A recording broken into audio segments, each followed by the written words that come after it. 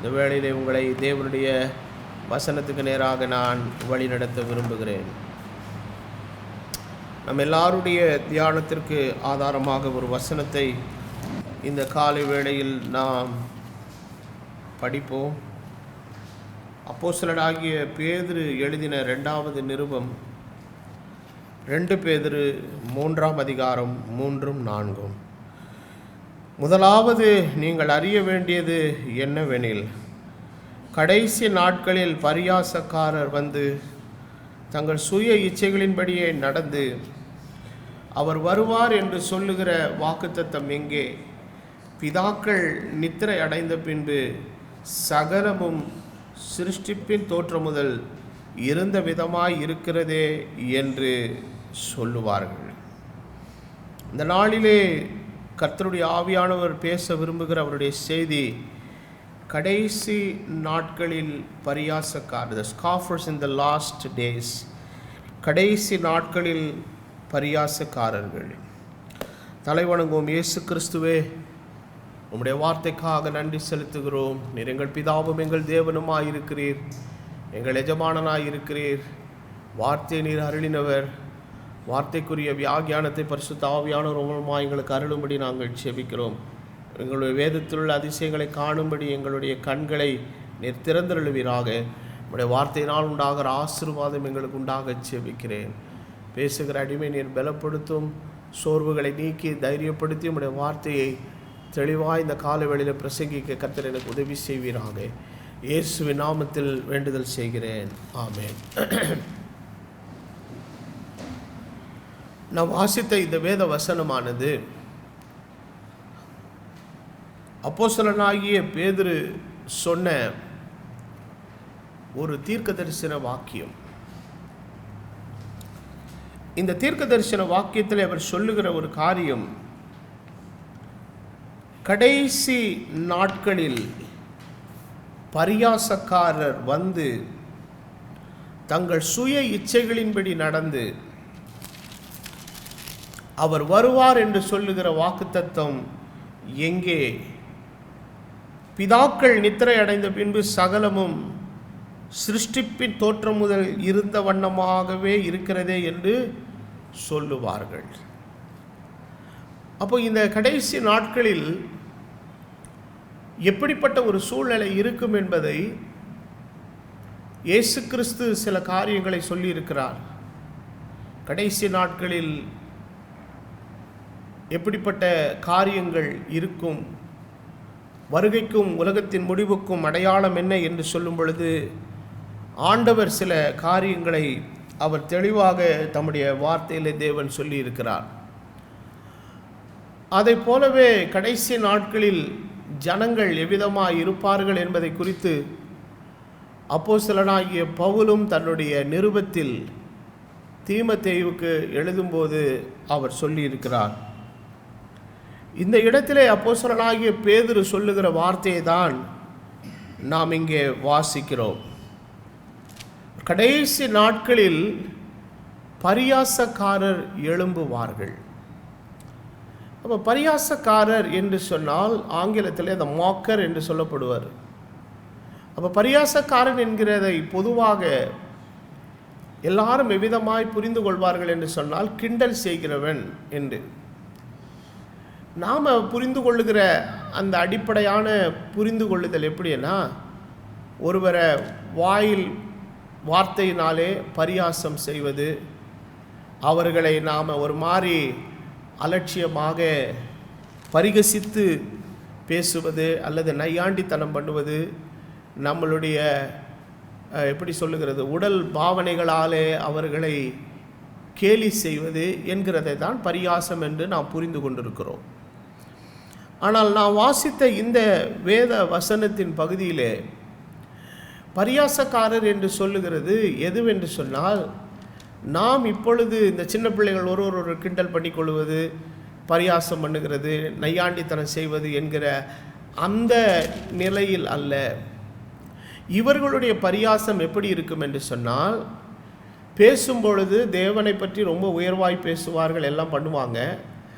ஆனால் தங்கள் கிரியையினாலே அவர்கள் தேவனுடைய சித்தத்திற்கு எதிர்மறையாக எதிர்மாறாக அவர்கள் காரியங்களை செய்வார்கள்.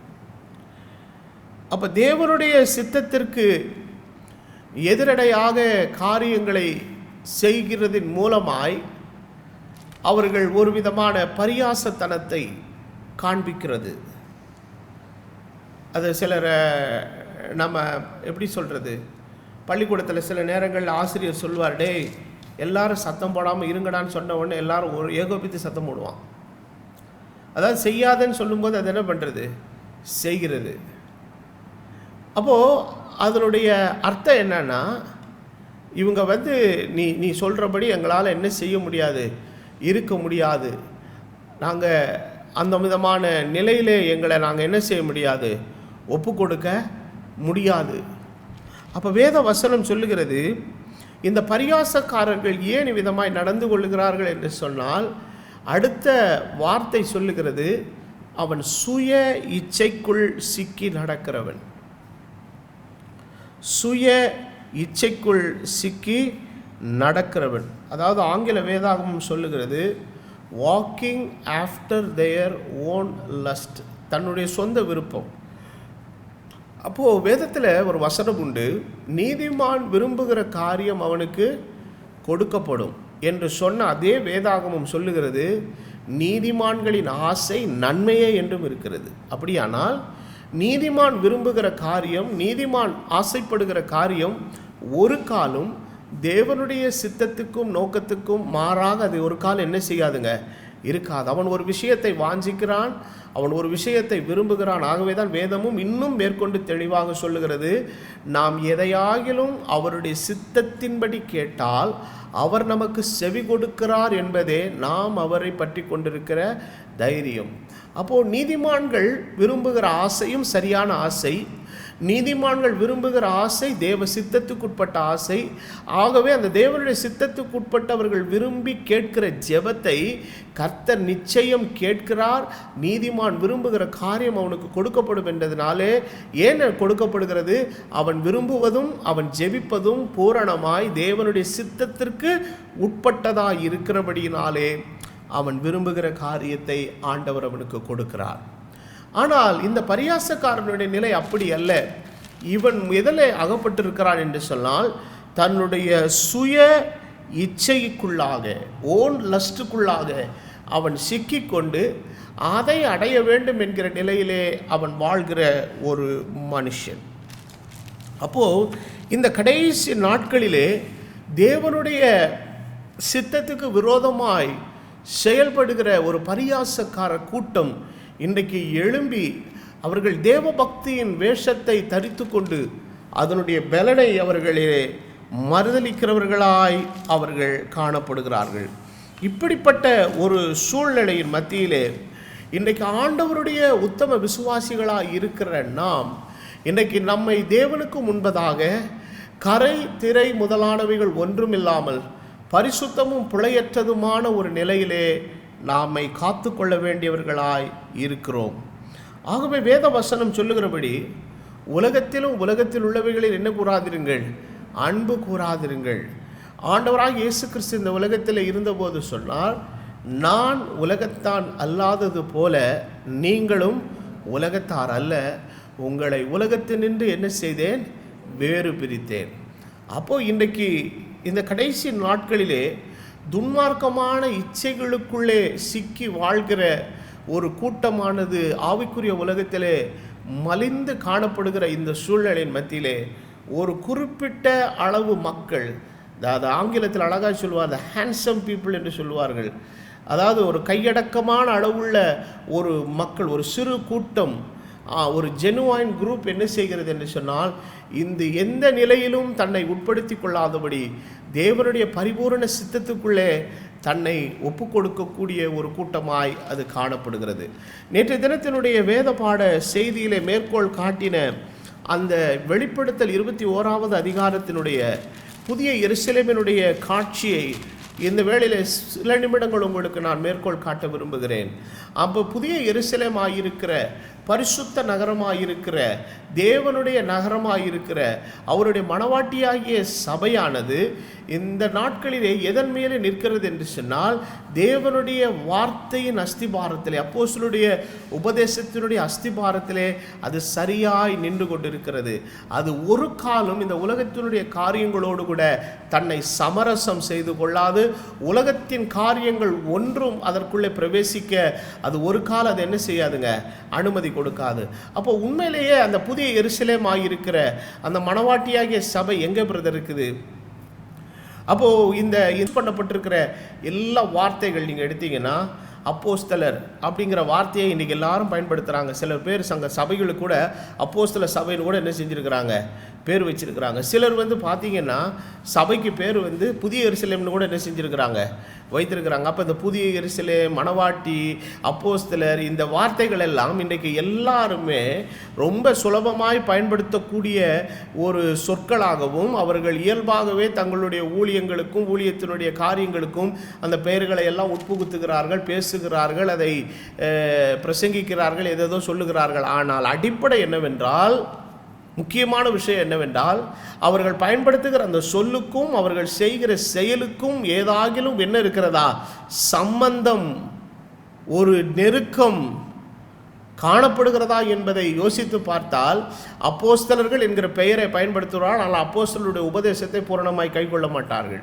புதிய எருசலேம் என்று சொல்லுவார்கள், ஆனால் புதிய எருசலேமுக்குரிய அந்த லட்சணமும் அழகும் அந்த அலங்காரமும் அதனிடத்தில் என்ன செய்யாதுங்க, இருக்காது. காரணம் என்னவென்றால், அந்த 21வது அதிகாரத்தினுடைய கடைசி வசனம் மிகவும் முக்கியமானது. சொல்லுகிறது, தீட்டுள்ளதும் உலகத்தின் மகிமை அதற்குள்ளே கொண்டு வருவார்கள், ஆனால் தீட்டுள்ளதும் அருவருக்கப்படத்தக்கதும் பொய்யை நடப்பிக்கிறதுமாயிருக்கிற ஒன்றும் அதற்குள்ளே என்ன செய்கிறதில்லை, பிரவேசிக்கிறதில்லை. அப்போ உலகத்தில் பிரதர் அப்படின்னா அது மாதிரி இருக்கிற சபை எங்கே பிரதர் இருக்குதுன்னா, நீங்கள் நினைக்கிற மாதிரி அந்த சபை ஏதாவது ஒரு பெயருக்கு கீழே ஒரு பிராண்டாகலாம் செயல்படாதுங்க. இதை கர்த்தர் எப்படி பார்க்கிறார் என்று சொன்னால், ஒவ்வொரு தனிப்பட்ட இண்டிவிஜுவலாக தான் ஆண்டவர் பார்க்கிறார். அப்போ தேவனுடைய அப்போஸ்தலருடைய உபதேசத்தை பிரசங்கிக்கிற சபைகள் இருக்கலாம், ஆனால் சபைகளுக்கு போகிற எல்லாரும் அப்போஸ்தலருடைய உபதேசத்தில் இருக்கிறாங்களா என்று கேட்டால் அது கேள்விக்குறிதான். அப்போது ஆண்டவர் எப்படி பார்க்கிறார் என்றால், எல்லா இடங்களிலேயும் ஆண்டவரை உண்மையாய், அப்போ வேதவசனம் சொல்லுகிறது, அவரை தொழுது கொள்ளுகிறவன் ஆவியோடும் உண்மையோடும், you has to worship him with the spirit and in truth. அப்போது அவன் ஆவியோடும் உண்மையோடும் கர்த்தரை தொழுது கொள்ள வேண்டும். அப்போ உண்மையோடு கூட கர்த்தரை ஆராதிக்கிற ஜனங்கள் எல்லா இடங்களிலேயும் அவர்கள் என்ன செய்கிறார்கள், இருக்கிறார்கள். அவர்கள் எல்லாரும் தேவனுடைய வருகை நாளிலே ஆண்டவருடைய சமூகத்தில் அவர்கள் என்ன செய்யப்படுவார்கள், கூட்டி சேர்க்கப்படுவார்கள். ஆகவே இன்றைக்கு நாம் நம்முடைய விசுவாச ஜீவியத்தில் நம்முடைய வாழ்க்கையை நாம் எவ்விதமாய் நாம் நடத்துகிறோம் என்கிறதிலே மிகவும் கவனமுடையவர்களாக இருக்க வேண்டும். ஆகவே இந்த நாட்களிலே அந்த நாட்களிலே ஆதி அப்போஸ்தலர்கள் இருந்த, அவர்கள் பிரசங்கித்த காரியம், ஜனங்களுக்குள்ளே அவர்கள் கொண்டு போய் சேர்த்த ஆண்டவருடைய உபதேசம் ஜனங்களை கிறிஸ்துவுக்கேற்ற நிலையிலே அது வழிநடத்தினது. ஆனால் அப்போஸ்தலனாகிய பவுல் சொல்லுகிற வார்த்தை, அப்போஸ்தல நடவடிக்கைகள் 20வது அதிகாரம் 30வது வசனத்தில் அவர் விதமாய் சொல்லுகிறார், உங்களில் சிலர் எழும்பி சீஷர்களை தங்களிடத்தில் இழுத்து கொள்ளும்படி மாறுபாடானவைகளை என்ன செய்வார்கள், போதிப்பார்கள். இவர்கள் இழுக்கப்படுவது உலகத்தில் இருக்கக்கூடிய பாவத்தினாலும் இச்சையினாலும் அல்ல, தவறான உபதேசங்களால் அவர்கள் என்ன செய்யப்படுவார்கள், இருக்கப்படும். ஆனால் அந்த சூழ்நிலையில் அப்போஸ்தலனாகிய பவுல் என்ன சொல்லுகிறார், அப்படிப்பட்ட மனிதர்கள் உங்களை தவறான காரியங்களுக்கு நேராய் வழிநடத்தி கொண்டு போகும் பொழுது நான் 3 வருஷ காலமாய் கண்ணீரோடும் ஜெபத்தோடும் உங்களுக்கு நான் சொன்ன காரியங்களை, புத்தி சொல்லி கொண்டு வந்த விஷயங்களை, உபதேசங்களை நீங்கள் எப்பொழுதும் என்ன செய்து கொள்ளுங்கள், நினைத்து கொள்ளுங்கள். அப்போ இந்த கடைசி காலத்தில் தங்கள் சுய இச்சைகளின்படி நடக்கிற பரியாசக்காரர்கள் அதிகமாய் மலிந்து தேவனுடைய சித்தத்துக்கும் நோக்கத்துக்கும் மாறாக செயல்படுகிற ஒரு கால சூழ்நிலையிலே இன்றைக்கு நாம் ஜீவித்து கொண்டிருக்கிறோம். அப்படிப்பட்ட ஒரு சூழ்நிலையின் மத்தியிலேயும் தேவனுடைய பிள்ளைகளாக இருக்கிற நாம் அறிந்து கொள்ள வேண்டிய ஒரு முக்கியமான முக்கியமான ஒரு காரியம் என்னவென்றால், இந்த நாட்களிலே நம்மை ஆண்டவருக்குள்ளாக சரிப்படுத்தி கொண்டு சீர்படுத்தி கொண்டு தேவனுடைய பூரணமான சித்தமும் நோக்கமும் இன்றைக்கு நம்முடைய வாழ்க்கையிலே நிறைவேறுகிறதற்கு நாம் நம்மை ஒப்பு கொடுக்க வேண்டும். அந்த நாளில் இயேசு கிறிஸ்துவானவர் இருந்தபோது ஒரு விதைக்கிறவருடைய ஓமையை குறித்து ஆண்டவர் அழகாக சொன்னார். அவர் விதைக்கிற ஒருவன் விதைக்க புறப்பட்டான். சில விதைகள் வழியருகே விழுந்தது, சில விதைகள் கற்பாறை உள்ள இடங்களில் விழுந்தது, சில விதைகள் முள்ளுள்ள இடங்களில் விழுந்தது, சில விதைகள் நல்ல நிலத்தில் விழுந்தது. நல்ல நிலத்தில் விழுந்த விதையானது 30, 60, 100 அது என்ன செய்ததுங்க? பலன் கொடுத்தது. அப்போ தேவனுடைய ராஜ்யத்தில் பார்த்தீங்கன்னா கர்த்தருடைய வார்த்தையாகிய விதை விதைக்கப்படும் போது சில விதைகள் வழியருகே விழும், சில விதைகள் நல்ல நிலத்தில் விழும், சில விதைகள் கற்பாறை உள்ள இடங்களில் விழும், சில விதைகள் முள்ளுள்ள இடங்களில் விழும். ஆனால் இதில் எது பலன் கொடுக்கும் என்று சொன்னால், நல்ல நிலத்தில் விதைக்கப்பட்ட விதையானது 30, 60, 100 பலன் கொடுக்கும். இப்படிப்பட்டவர்களை குறித்து தான் ஆண்டவர் சொல்லுகிறார், சத்தியவான் எவனும் என்னுடைய சத்தத்தை என்ன செய்கிறான்? கேட்கிறான்.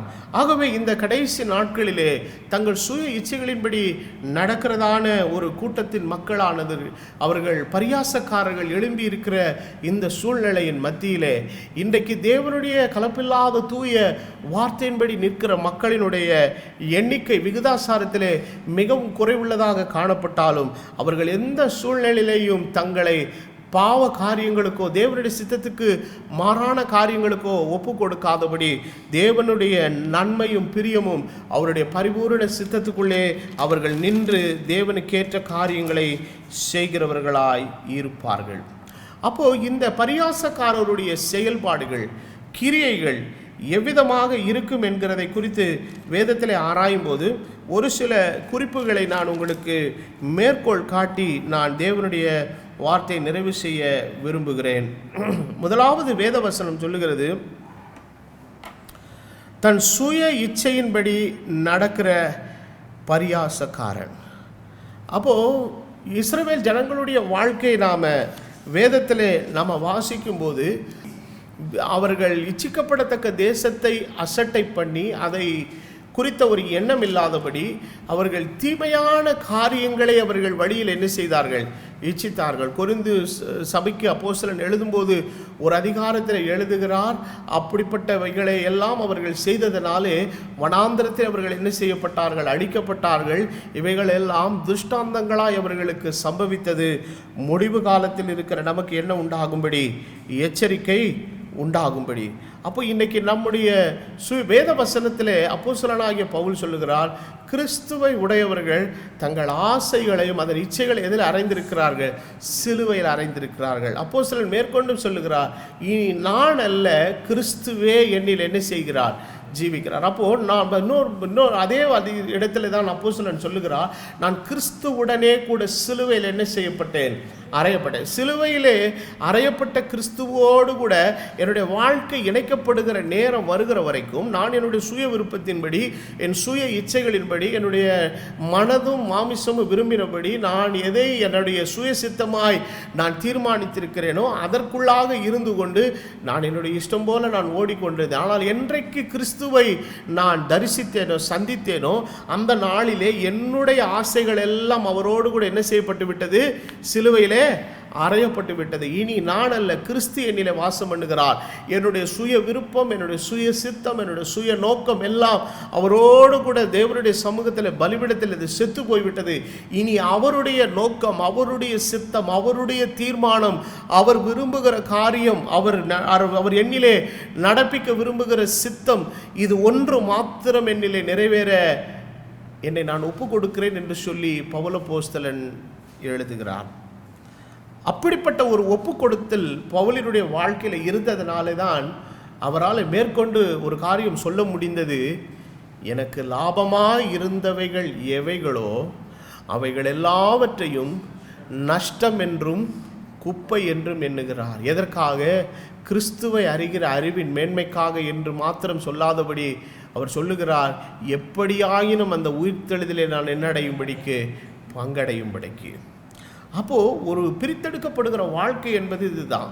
அப்போது வேதத்திலே அப்போஸ்தலர்கள் அந்த நாளிலே இயேசு கிறிஸ்துவை பிரசங்கித்த போது கேட்ட ஜனங்கள் அப்போஸ்தலரிடத்தில் வந்து கேட்கிறார்கள், ஆண்டவமாரே, சகோதரரே, நாங்கள் என்ன செய்ய வேண்டும்? நீங்கள் மனம் திரும்புங்கள், பாவ மன்னிப்புக்கென்று கர்த்தராகிய இயேசு கிறிஸ்துவின் நாமத்தினால ஞானஸ்நானம் பெற்றுக்கொள்ளுங்கள், பின்பு பரிசுத்தாவின் வரத்தை என்ன செய்வீர்கள்?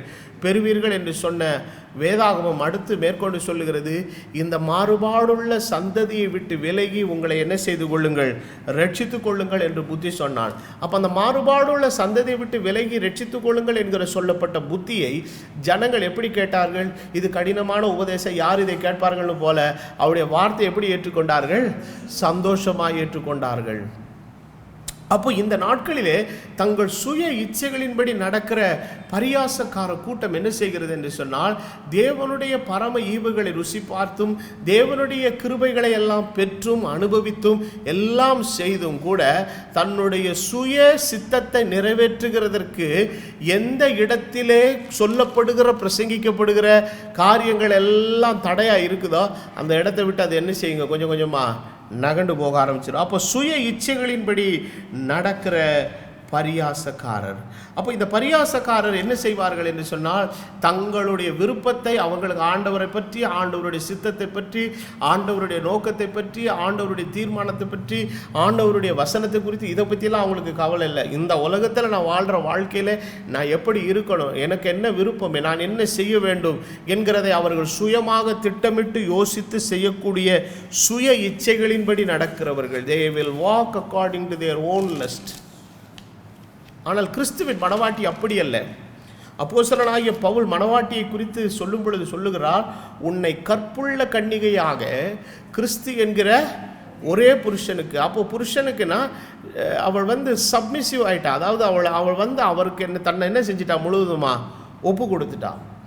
இந்த ஒப்பு கொடுத்தலின் நிலைக்கு ஒரு அருமையான ஒரு நல்ல உத்தம மணவாட்டிக்கு ஒரு உதாரணமாக சொல்லணும்னு கேட்டிங்கன்னா, சாராளை நம்ம இந்த இடத்துல சொல்ல முடியும். வேதத்தில் வாசிக்கிறோம், அவள் தன் கணவனாக இருக்கிற ஆபிரகாமை பார்த்து என்னன்னு சொன்னால், ஆண்டவனே. ஆண்டவனே என்று சொன்னால் என்ன அர்த்தம்?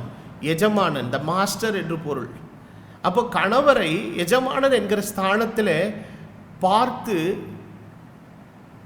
கனப்படுத்தின அந்த நிலை எதை குறிக்கிறது என்று சொன்னால், கிறிஸ்துவும் தனது மணவாளனாகிய இயேசு கிறிஸ்துவை தன்னுடைய எஜமானனாக ஏற்றுக்கொண்டு, ஆகவே தான் இயேசு கிறிஸ்து கூட தம்முடைய சீஷர்களோடு கூட பேசும்போது சொல்லுகிறார், ஆண்டவரும் போதகருமாகிய நானே. ரெண்டு காரியம் சொல்கிறாரு. நான் போதகர் வெறும் மாத்திரமல்ல, நான் வசனத்தை வெறும் பிரசங்கித்தவர் மாத்திரமல்ல, அதே நேரத்தில் நான் யாராக இருக்கிறேன்? உங்களுக்கு ஆண்டவராக இருக்கிறேன். ஆண்டவர் என்று சொன்னால் மை மாஸ்டர், என் எஜமானனாக இருக்கிறேன்.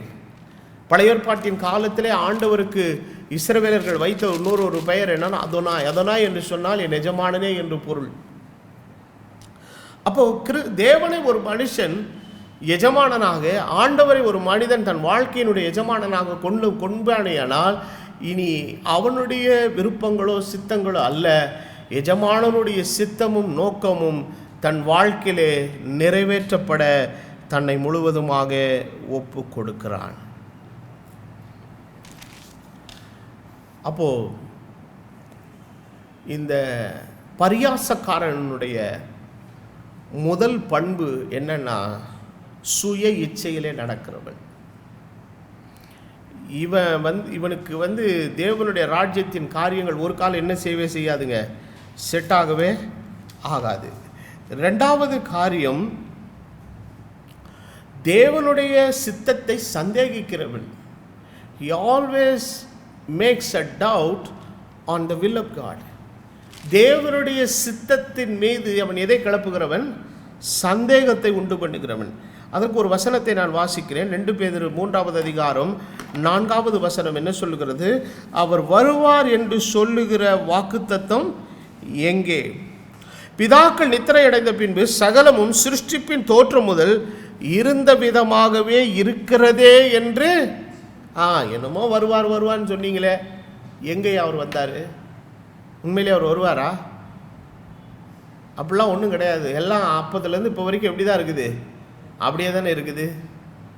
நோவாவினுடைய வாழ்க்கை குறித்து பார்க்கும்போது 120 வருஷம் பிரசங்கம் பண்ணுகிறான், ஒரு துளி மழை கூட வானத்திலேருந்து விழுகலை. எப்படி இருந்திருக்கு அந்த மனுஷன்?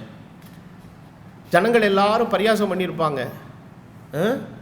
அப்போ அந்த நாட்களில் அந்த பரியாசக்காரன் என்ன செய்திருப்பான்? தேவனுடைய சித்தத்தையும் நோக்கத்தையும் அறியாதவனாக இருக்கிறபடினாலே தேவனுடைய காரியங்களை தேவனுடைய மனுஷன் அறிவிக்கும் போது அநேகர் பரியாசம் பண்ணியிருப்பாங்க, கிண்டல் பண்ணியிருப்பாங்க. இந்த ஆளுக்கு ஏதோ பைத்தியம் முடிச்சிருச்சு, இவர் என்னமோ வேலை செய்கிறாராம், இது வரப்போதான், மழை வரப்போதான், அப்படி இப்படின்னு சொல்லி எல்லாம் பல விதமாக என்ன செஞ்சுருப்பாங்க, பேசியிருப்பாங்க. ஆனால் தேவன் ஒரு காலம் தமது வார்த்தையிலே அவர் மாறுகிற தேவன் அல்லவே அல்ல. அப்போது இயேசு கிறிஸ்து இந்த உலகத்தில் இருந்தபோது கூட அநேக பரியாசக்காரர்கள் மத்தியில் அவர் பிரசங்கிக்கும் போது இவர் பொண்ண பிரசங்கத்தை அநேகர் என்ன பண்ண ஆரம்பித்தாங்க, சந்தேகிக்கப்படுகிறவர்களாக அநேகர் நடந்து கொண்டார்கள். நோவாவினுடைய காலத்திலே நடந்தது போலவே மனுஷகுமாரனுடைய காலத்தில் இன்றைக்கி என்ன செய்யுமா நடக்கும். என்னமோ மழை வரும்னு சொன்னியே, என்னமோ ஜலப்பிரளயம் வரப்போது சொன்னியே, எங்கேயா வருதுன்னு சொல்லிட்டு இருக்கிறாங்க. ஏன்னா நோவா பிரசங்கித்ததற்கான ஒரு சின்ன அறிகுறி, ஒன்றும் இல்லை, வானத்திலேருந்து ஒரு 10 டிராப்பு தண்ணி துளி விழுந்திருந்ததுன்னா கூட ஓரளவாவது பயந்துருப்பான். ஆனால் மழை பெய்வதற்கான எந்த அச்ச அடையாளமுமே என்ன செய்யலைங்க, காணப்படலை பாருங்கள். ஆனால் 120 வருஷம் அந்த அவர் விடாமல் பிரசவம் பண்ணிக்கிட்டே இருக்கிறார். எவ்வளோ கஷ்டம் பாருங்கள். ஒரு நேரம் நோவாவுக்குடைய ஃபேமிலியே கூட அவர்கிட்ட சொல்லியிருக்கலாம், உண்மையாகவே கர்த்தர் உங்கள்கிட்ட சொன்னாராப்பா, நீ எங்களையும் சேர்த்து உள்ளே இழுத்து போட்டு இவ்வளோ பெரிய பேழையெல்லாம் செஞ்சுருக்கிற, இவ்வளோ காரியத்தெல்லாம் உண்மையிலே கர்த்தர் சொல்லியிருக்கிறாரா? ஆனால் பாருங்கள், நோவாவினுடைய வார்த்தைக்கு அந்த காலத்தில் அந்த வேதத்தில் வாசிக்கிறோம், நோவாவை குறித்து ஆண்டவர் சொல்லுகிறார், அந்த நாட்களிலே இருந்த சந்ததியிலே உன்னை நான் என்னவாக கண்டேன், நீதிமானாக கண்டேன். அப்போ அந்த காலத்து மக்களுக்கு தேவனால் அனுப்பப்பட்ட ஒரு தீர்க்கதரிசி யார்? நோவா. ஆனால் அவனுடைய சத்தத்திற்கு ஜனங்கள் செவி கொடுக்கவில்லை. ஆனால் சில பேர் ஆகிய நோவாவின் குடும்பத்தில் உள்ள 7 பேர் அவனுக்கு செவி கொடுத்தார்கள். அந்த 7 பேரும் நோவாவோடு சேர்த்து சில பேராகிய 8 பேர் தேவனுடைய பேழைக்குள்ளே சென்று ரட்சிப்பை பெற்றுக்கொண்டார்கள்.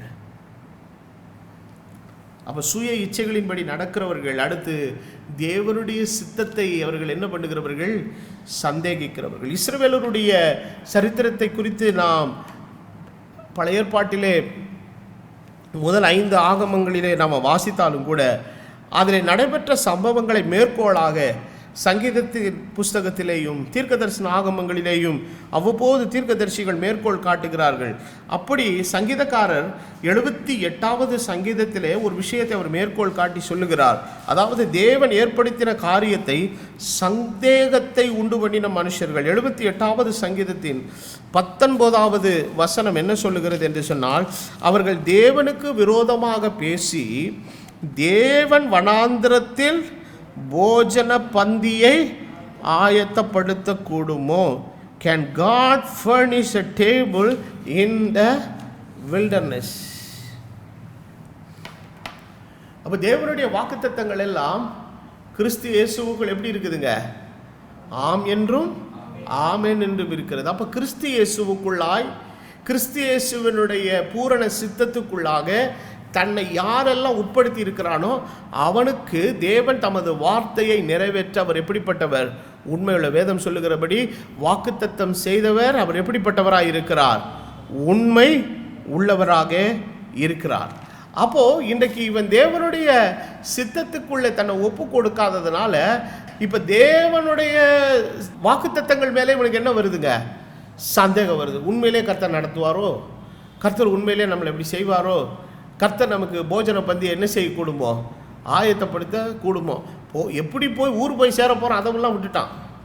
இங்கே எப்படி நம்ம சாப்பிட போகிறோம், இங்கே எப்படி நாம் உடுத்த போகிறோம், இங்கே எப்படி நம்ம பிள்ளைய பார்க்க போகிறோம், அடுத்து நமக்கு வியாதி வந்தால் எப்படி வைத்தியம் பார்க்கறது, இதை குறித்து அதனால தான் வேத வசனம் சொல்லுகிறது, இவர்கள் இம்மைக்காக மாத்திரம் கிறிஸ்துவின் மேல் நம்பிக்கை உள்ளவர்களாக இருந்தால் எல்லா மனுஷரை பார்க்கிலும் எப்படிப்பட்டவர்களாக இருப்போம்.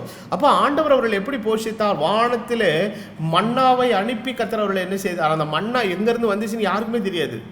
வானத்திலேருந்து விழுகுது, காலையில் எந்திரிச்சு போய் பார்த்தா என்ன செய்யுதுங்க, ரெடியாக இருக்குது. அப்போ கூட ஆண்டவர் சொல்லுகிறாரு, நீங்கள் 7வது நாளிற்கு வேண்டியதை 6ஆம் நாளில் எத்தனை பங்கு சேர்த்து வைத்துக் கொள்ளுங்கள்?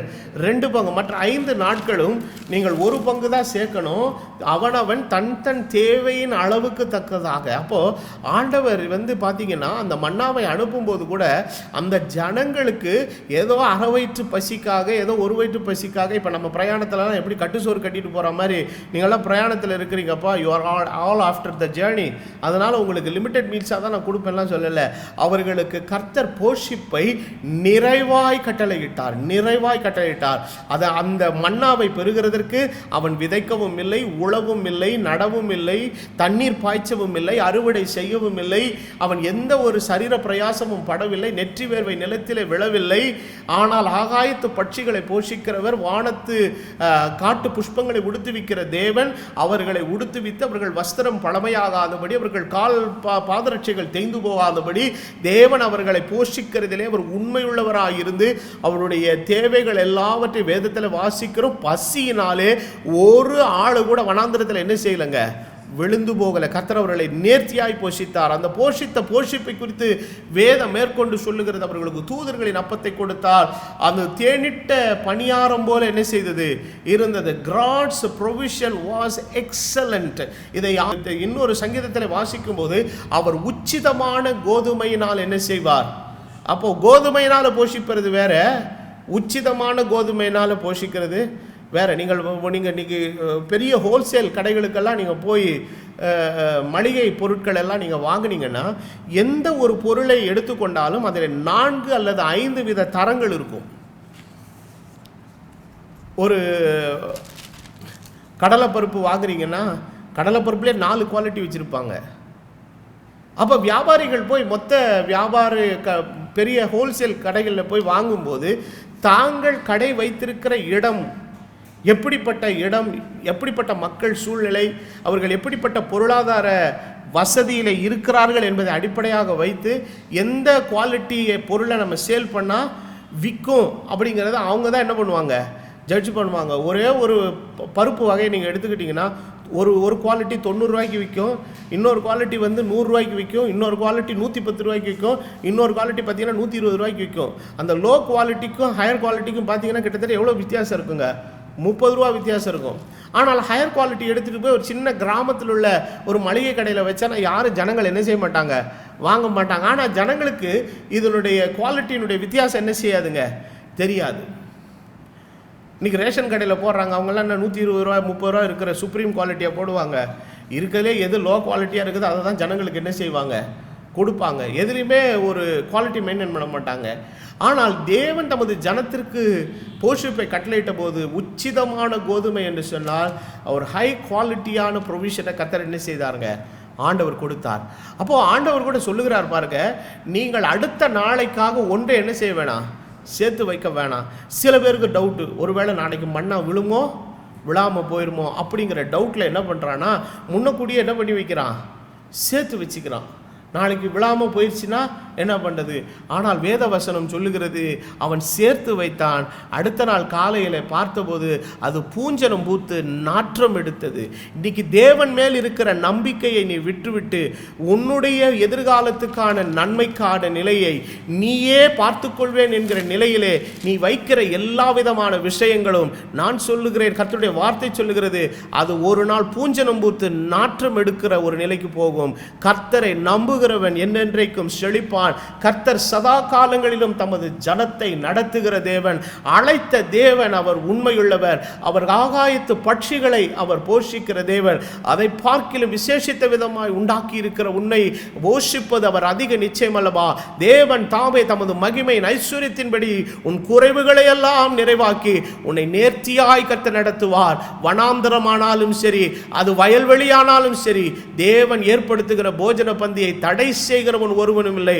உனக்கு ஏற்படுத்தின போஜன பந்தியை உனக்கு சரியாய் ஏற்படுத்தி உன்னை திருப்தியாய் வயிறார போஷிக்கிற வல்லமை கர்த்தராகிய இயேசு கிறிஸ்துவினிடத்தில் மாத்திரமே உண்டு. நீங்களும் நானும் செய்கிற வேலையோ, நாம் பெறுகிற சம்பாத்தியமோ, நம்முடைய கையின் பிரயாசமோ என் கையின் பலத்தினால் உண்டானது அல்ல, நாம் ஒருவரும் சொல்ல முடியாது. கர்த்தரே நம்மை போஷிக்கிறவர், கர்த்தரே நம்மை நடத்துகிறவர், கர்த்தரே நம்மை காரியங்களை நமக்கு செய்கிறவர். வாக்குத்தத்தம் பண்ணினவர் உண்மையுள்ளவர். அவருடைய வாக்குத்தத்தங்கள் அனைத்தும் கிறிஸ்து இயேசுவுக்குள் ஆம் என்றும் ஆமென் என்றும் இருக்கிறது.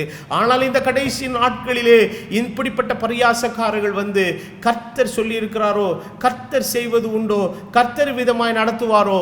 அப்ப ஆதி முதல இது யாருடைய பண்பு என்று பார்த்தீங்கன்னா, இது பிசாசனுடைய பண்பு. ஆண்டவருடைய வசனம் சொல்லுகிறது, இதை புசிக்கும் நாளிலே நீ சாகவே சாவாய். ஆனால் பிசாசு வந்து ஏவாளினிடத்தில் சொல்லுகிறான், இதை புசிக்க வேண்டாம் என்று தேவன் சொன்னது உண்டோ? கர்த்தர் போஜன பந்தியை ஆயத்தப்படுத்த கூடுமோ? எல்லாத்துலேயும் ஒரு போட்டு என்ன உண்டாக்குறான்? சந்தேகத்தை உண்டாக்குறான். அப்போ இன்றைக்கு தேவனுடைய பிள்ளைகளாக இருக்கிற நாம் வேதத்தில் வாசிக்கிறோம், அவன் சந்தேகப்படுகிறவன் காற்றில் அடிபட்டு அலைகிற கடலின் அலைக்கு எப்படிப்பட்டவனாக இருக்கிறான்? ஒப்பாய் இருக்கிறான். அவன் தேவனிடத்திலிருந்து எதையாகிலும் பெற்றுக்கொள்ளலாம் என்று என்ன செய்யாதிருப்பானாக? நினையாதிருப்பானாக. இன்றைக்கி அநேக மக்களுக்கு என்னன்னா, நான் போய் நான் உழைக்கலைன்னா, பிரயாசப்படலைன்னா நான் எப்படி என் வயிற்ற கழுவுறது, என் மனைவி பிள்ளைகளை எப்படி காப்பாற்றுறது? உண்மைதான், கையின் பிரயாசம், உன் கையின் பிரயாசத்தை நீ சாப்பிடுவாய் என்பதை பைபிள் சொல்லுகிறது. ஆனால் பிரயாசப்பட்டாலும் பிரயாசத்துக்குரிய பலனை யார் தான் கொடுக்கணும்? கர்த்தர் கொடுக்கணும். கொடுத்த பலனை திங்கிறதுக்கு கடவுள் நமக்கு என்ன கொடுக்கணுங்க? அனுமதி கொடுக்கணும். எவ்வளோ நாட்களாக நம்ம பிரயாசம் வேலை வேலைன்னு ஓடணும். ஆண்டவர் ஒரு வேலைக்கும் போக முடியாமல் வீட்டில் போட்டு பூட்டி விட்டார். இப்போ என்ன செய்ய முடிஞ்சது நம்மளை? ஆனாலும் இந்த நாட்களிலே நம்மளால் போக முடியல, எந்த காரியத்தை செய்ய முடியல. ஆனாலும் கர்த்தர் நம்மளை போஷித்தாரா இல்லையா?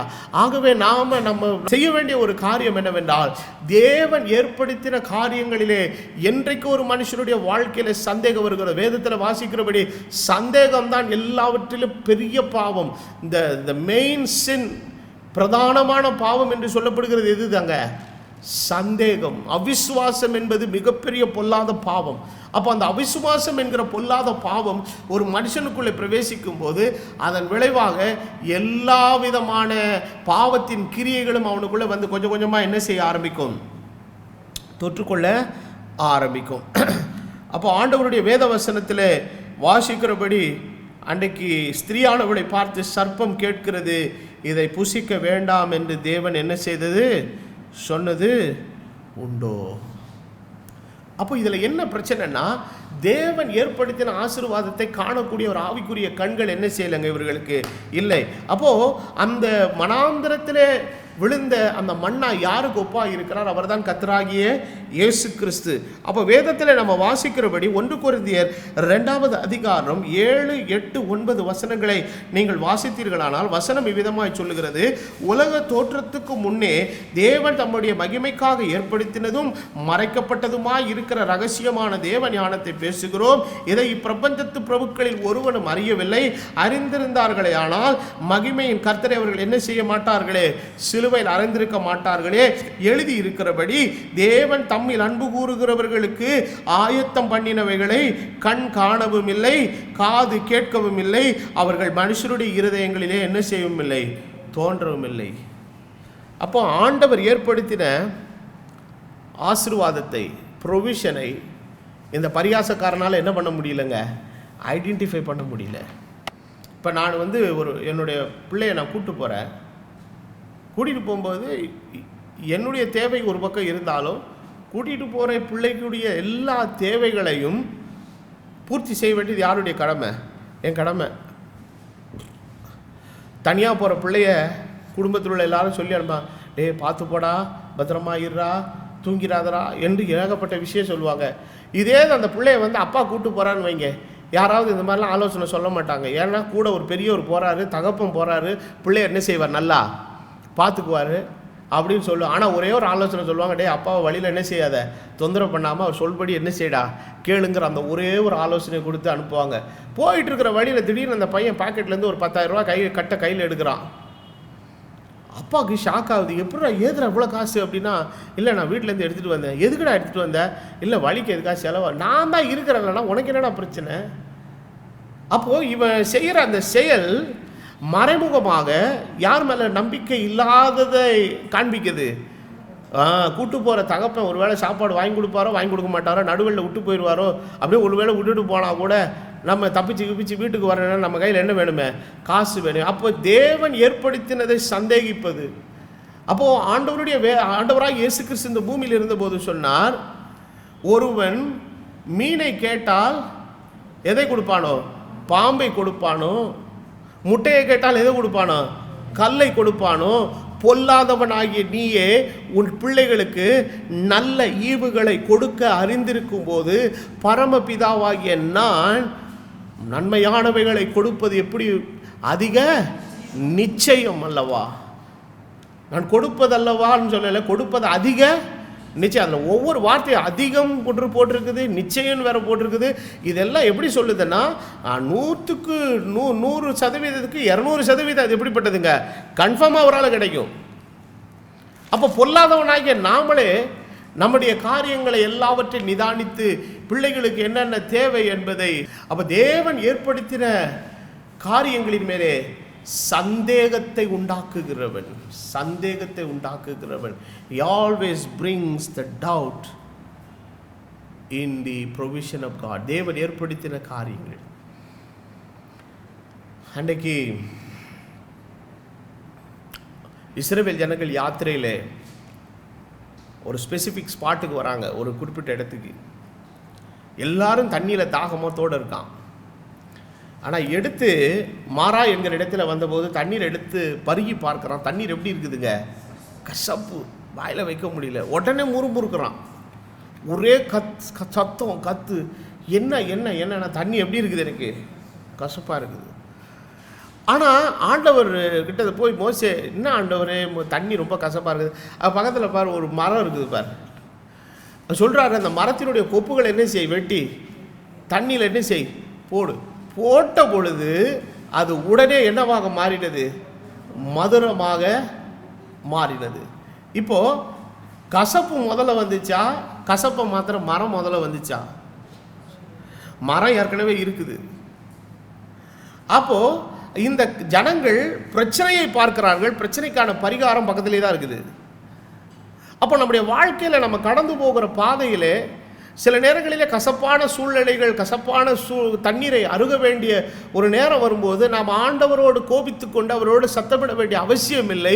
அந்த தண்ணீரை, அந்த கசப்பான தண்ணீரை மதுரமாக மாற்றினது போல கசப்பாக உள்ள நம்முடைய சூழ்நிலை, கசப்பாக இருக்கிற நம்முடைய காரியங்கள், கசப்பான நிலையில் இருக்கக்கூடிய எதிர்மறையான சூழ்நிலைகள், இவை எல்லாவற்றையும் மாற்றுகிற ஒரு மதுரமாய் மாற்றுகிற ஒரு மரம் பக்கத்தில் இருக்கிறது. அது கல்வாரி மரம். அவர் சிலுவையில் நமக்காக அவர் பாடுபட்ட மரம் அது. அதில் அவர் சிந்தின விலையேறப்பட்ட இரத்தத்தினாலே நம்முடைய வாழ்க்கையின் சகல சூழ்நிலைகளையும் இயேசு கிறிஸ்து மாற்ற வல்லவர்.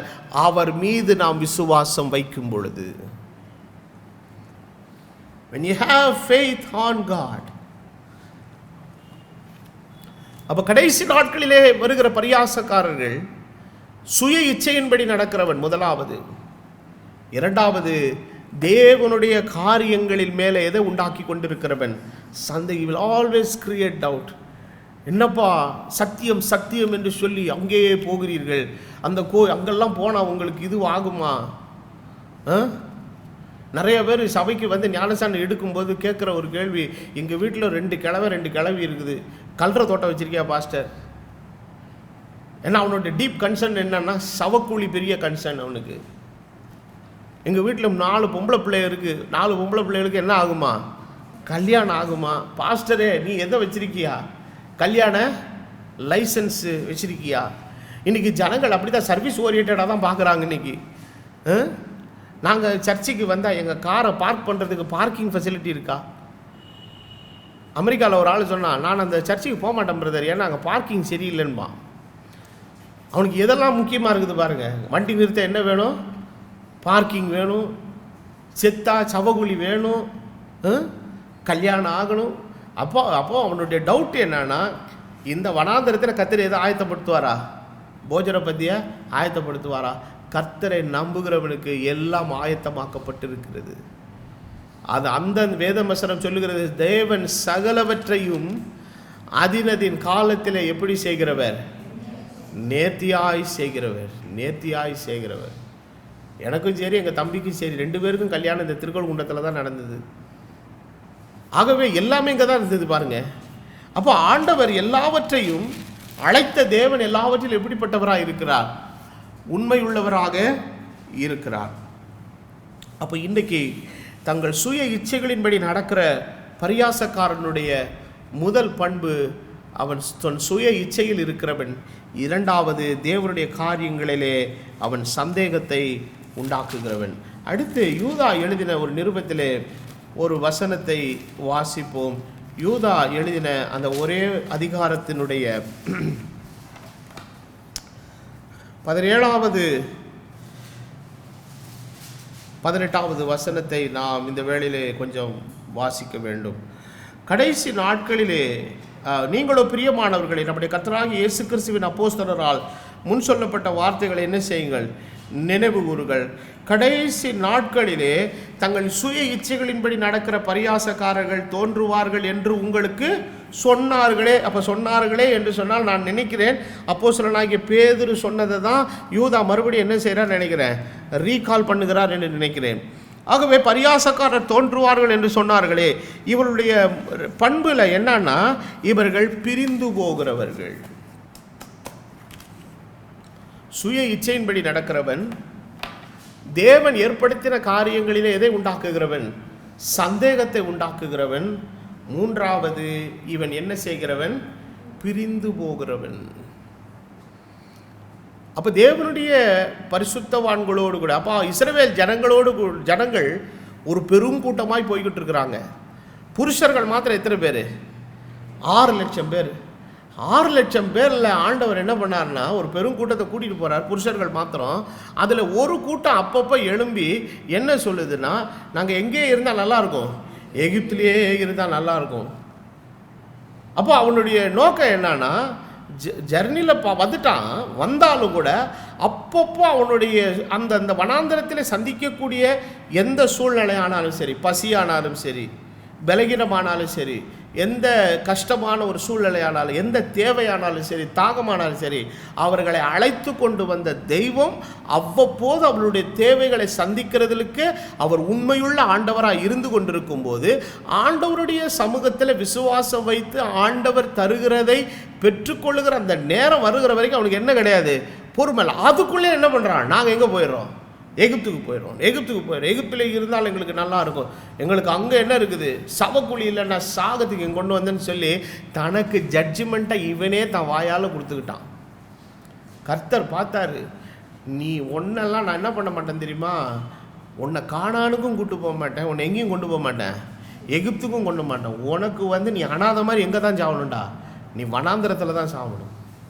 அப்போது கர்த்தருடைய பரம ஈவுகளை நன்மைகளை ருசி பார்த்துட்டு கர்த்தருக்கு விரோதமாக இந்த மாதிரிலாம் பேசுனா கர்த்தர் என்ன பண்ணுறது இல்லைங்க, சும்மா விடுறதில்லை. வேதத்தில் வாசிக்கிறோம், அவர்கள் தேவனுக்கு என்ன மூட்டினார்கள்? கோபம் மூட்டினார்கள். அப்போது நன்மையை பெற்றுட்டு இது மாதிரி அன்கிரேட்ஃபுல்லாலாம் என்ன பண்ணக்கூடாதுங்க, பேசவே கூடாது. தேவனுடைய சித்தத்துக்கு மாறாக என்ன செய்யக்கூடாது? பேசக்கூடாது. தேவனுடைய நோக்கத்துக்கு மாறாக என்ன செய்யக்கூடாது? பேசக்கூடாது. தேவனுடைய ஆசீர்வாதங்களை உணர்ந்து கொள்ளாமலாம் என்ன செய்யக்கூடாதுங்க? பேசக்கூடாது. அப்போ ஆண்டவருடைய காரியங்களை நம்ம விசுவாசம், அப்போது வேதத்தில் வாசிக்கிறோம், அவர்களுடைய அவிசுவாசத்தின் நிமித்தம் அவர்கள் பிரவேசிக்க கூடாதபடி வனாந்திரத்தில் என்ன செய்யப்பட்டார்கள்? அப்போது இதையெல்லாம் திருஷ்டாந்தங்களாக அவர்களுக்கு என்ன செய்தது? சம்பவித்தது. முடிவு காலத்தில் இருக்கிற நமக்கு என்ன உண்டாகும்படி எச்சரிக்கை உண்டாகும். அப்போ ஏன் நிறைய பேர் பிரிந்து போகிறார்கள்? தேவனுடைய காரியத்தில் அவர்களால் உறுதியாக என்ன செய்ய முடியல, இருக்க முடியல. அதனால தான் இயேசு கிறிஸ்து சொன்னார், ஒருவன் கலப்பையின் மேலே கை வைத்து பின்னிட்டு பார்க்கிற எவனும் எனக்கு என்னவா இருக்க மாட்டாங்க. அப்போ இயேசு கிறிஸ்துவை ஏற்றுக்கொள்ளுகிற சீஷர்களிலே எல்லா சீஷர்களும் கடைசி வரைக்கும் என்ன செய்யறது இல்லைங்க, வர்றது இல்லை. ஆனால் ஆகவே தான் இயேசுவானவர் சொன்னார், என்னுடைய நிலத்தில் பயிரும் இருக்கும் களைகளும் இருக்கும். இயேசு ஒரு அழகான ஒரு ஊமையை சொன்னார், விதைக்கிறவன் மனுஷகுமாரன், அவர் நல்ல விதைகளை விதைத்து விட்டு போகிறார், பயிர் அழகாக விளைந்து அது நல்ல மணிகளால் நிறைந்திருக்கிறது, நடுவில் என்ன செய்துங்க, களைகள் இருக்கிறது. அப்பொழுது தேவனுடைய வேலைக்காரர்கள் வந்த எஜமானிடத்தில் கேட்கிறார்கள், நீர் நல்ல விதைகளை விதைத்தீர் அல்லவா, நடுவிலே களைகள் எப்படி வந்தது? How these tares came, இப்படி இந்த களைகள் எப்படி வந்தது? அப்போ ஆண்டவர் சொல்கிறாரு, ராத்திரியிலே வந்து சத்துரு எதை விதைச்சிட்டு போயிருக்கிறான்?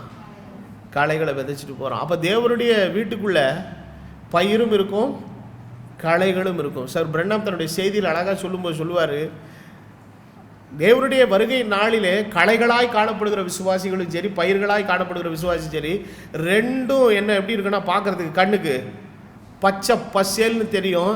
ரெண்டையும் பார்த்தா உனக்கு என்னவே தெரியாது, வித்தியாசமே தெரியாது. எது பயிர் எது களை அப்படிங்கிற டிஃப்ரென்சியேஷன் என்னவே செய்ய முடியாது, கண்டுபிடிக்க முடியாது. ஆனால் ஒரு நாள் வருகிறது, கர்த்தருடைய வருகை நாளிலே களைகள் அப்புறப்படுத்தப்படும், கோதுமை மணிகள் களஞ்சியத்திலே சேர்க்கப்படும். அப்போ களைகளை பார்த்த உடனே வேலைக்காரர்கள் சொல்லுகிறார், எடுத்துடலாமா எடுத்துடலாமா? ஆண்டவர் சொல்கிறார், விட்டுரு இப்போ கையே வைக்காத, நான் பார்த்துக்கிறத, என்னுடைய அறுவடை நேரம் வரும். அதுவும் பக்கத்தில் உட்காந்துக்கிட்டு பிரைஸ் தலாடு அல்லேலியா அப்படின்னு போட்டுக்கிட்டு ஆவியில் குதிச்சுக்கிட்டு துள்ளிக்கிட்டு உட்காந்துருக்குது. யூதாஸ் காரியத்தை அப்படி தான் பண்ணான். அந்த 12 சீஷர்களிலே 11 கோதுமை மணிகள் இருக்கிற நிலத்தில் ஒரு களை என்ன செய்யுது, கூடையே வளர்ந்துக்கிட்டு இருக்குது.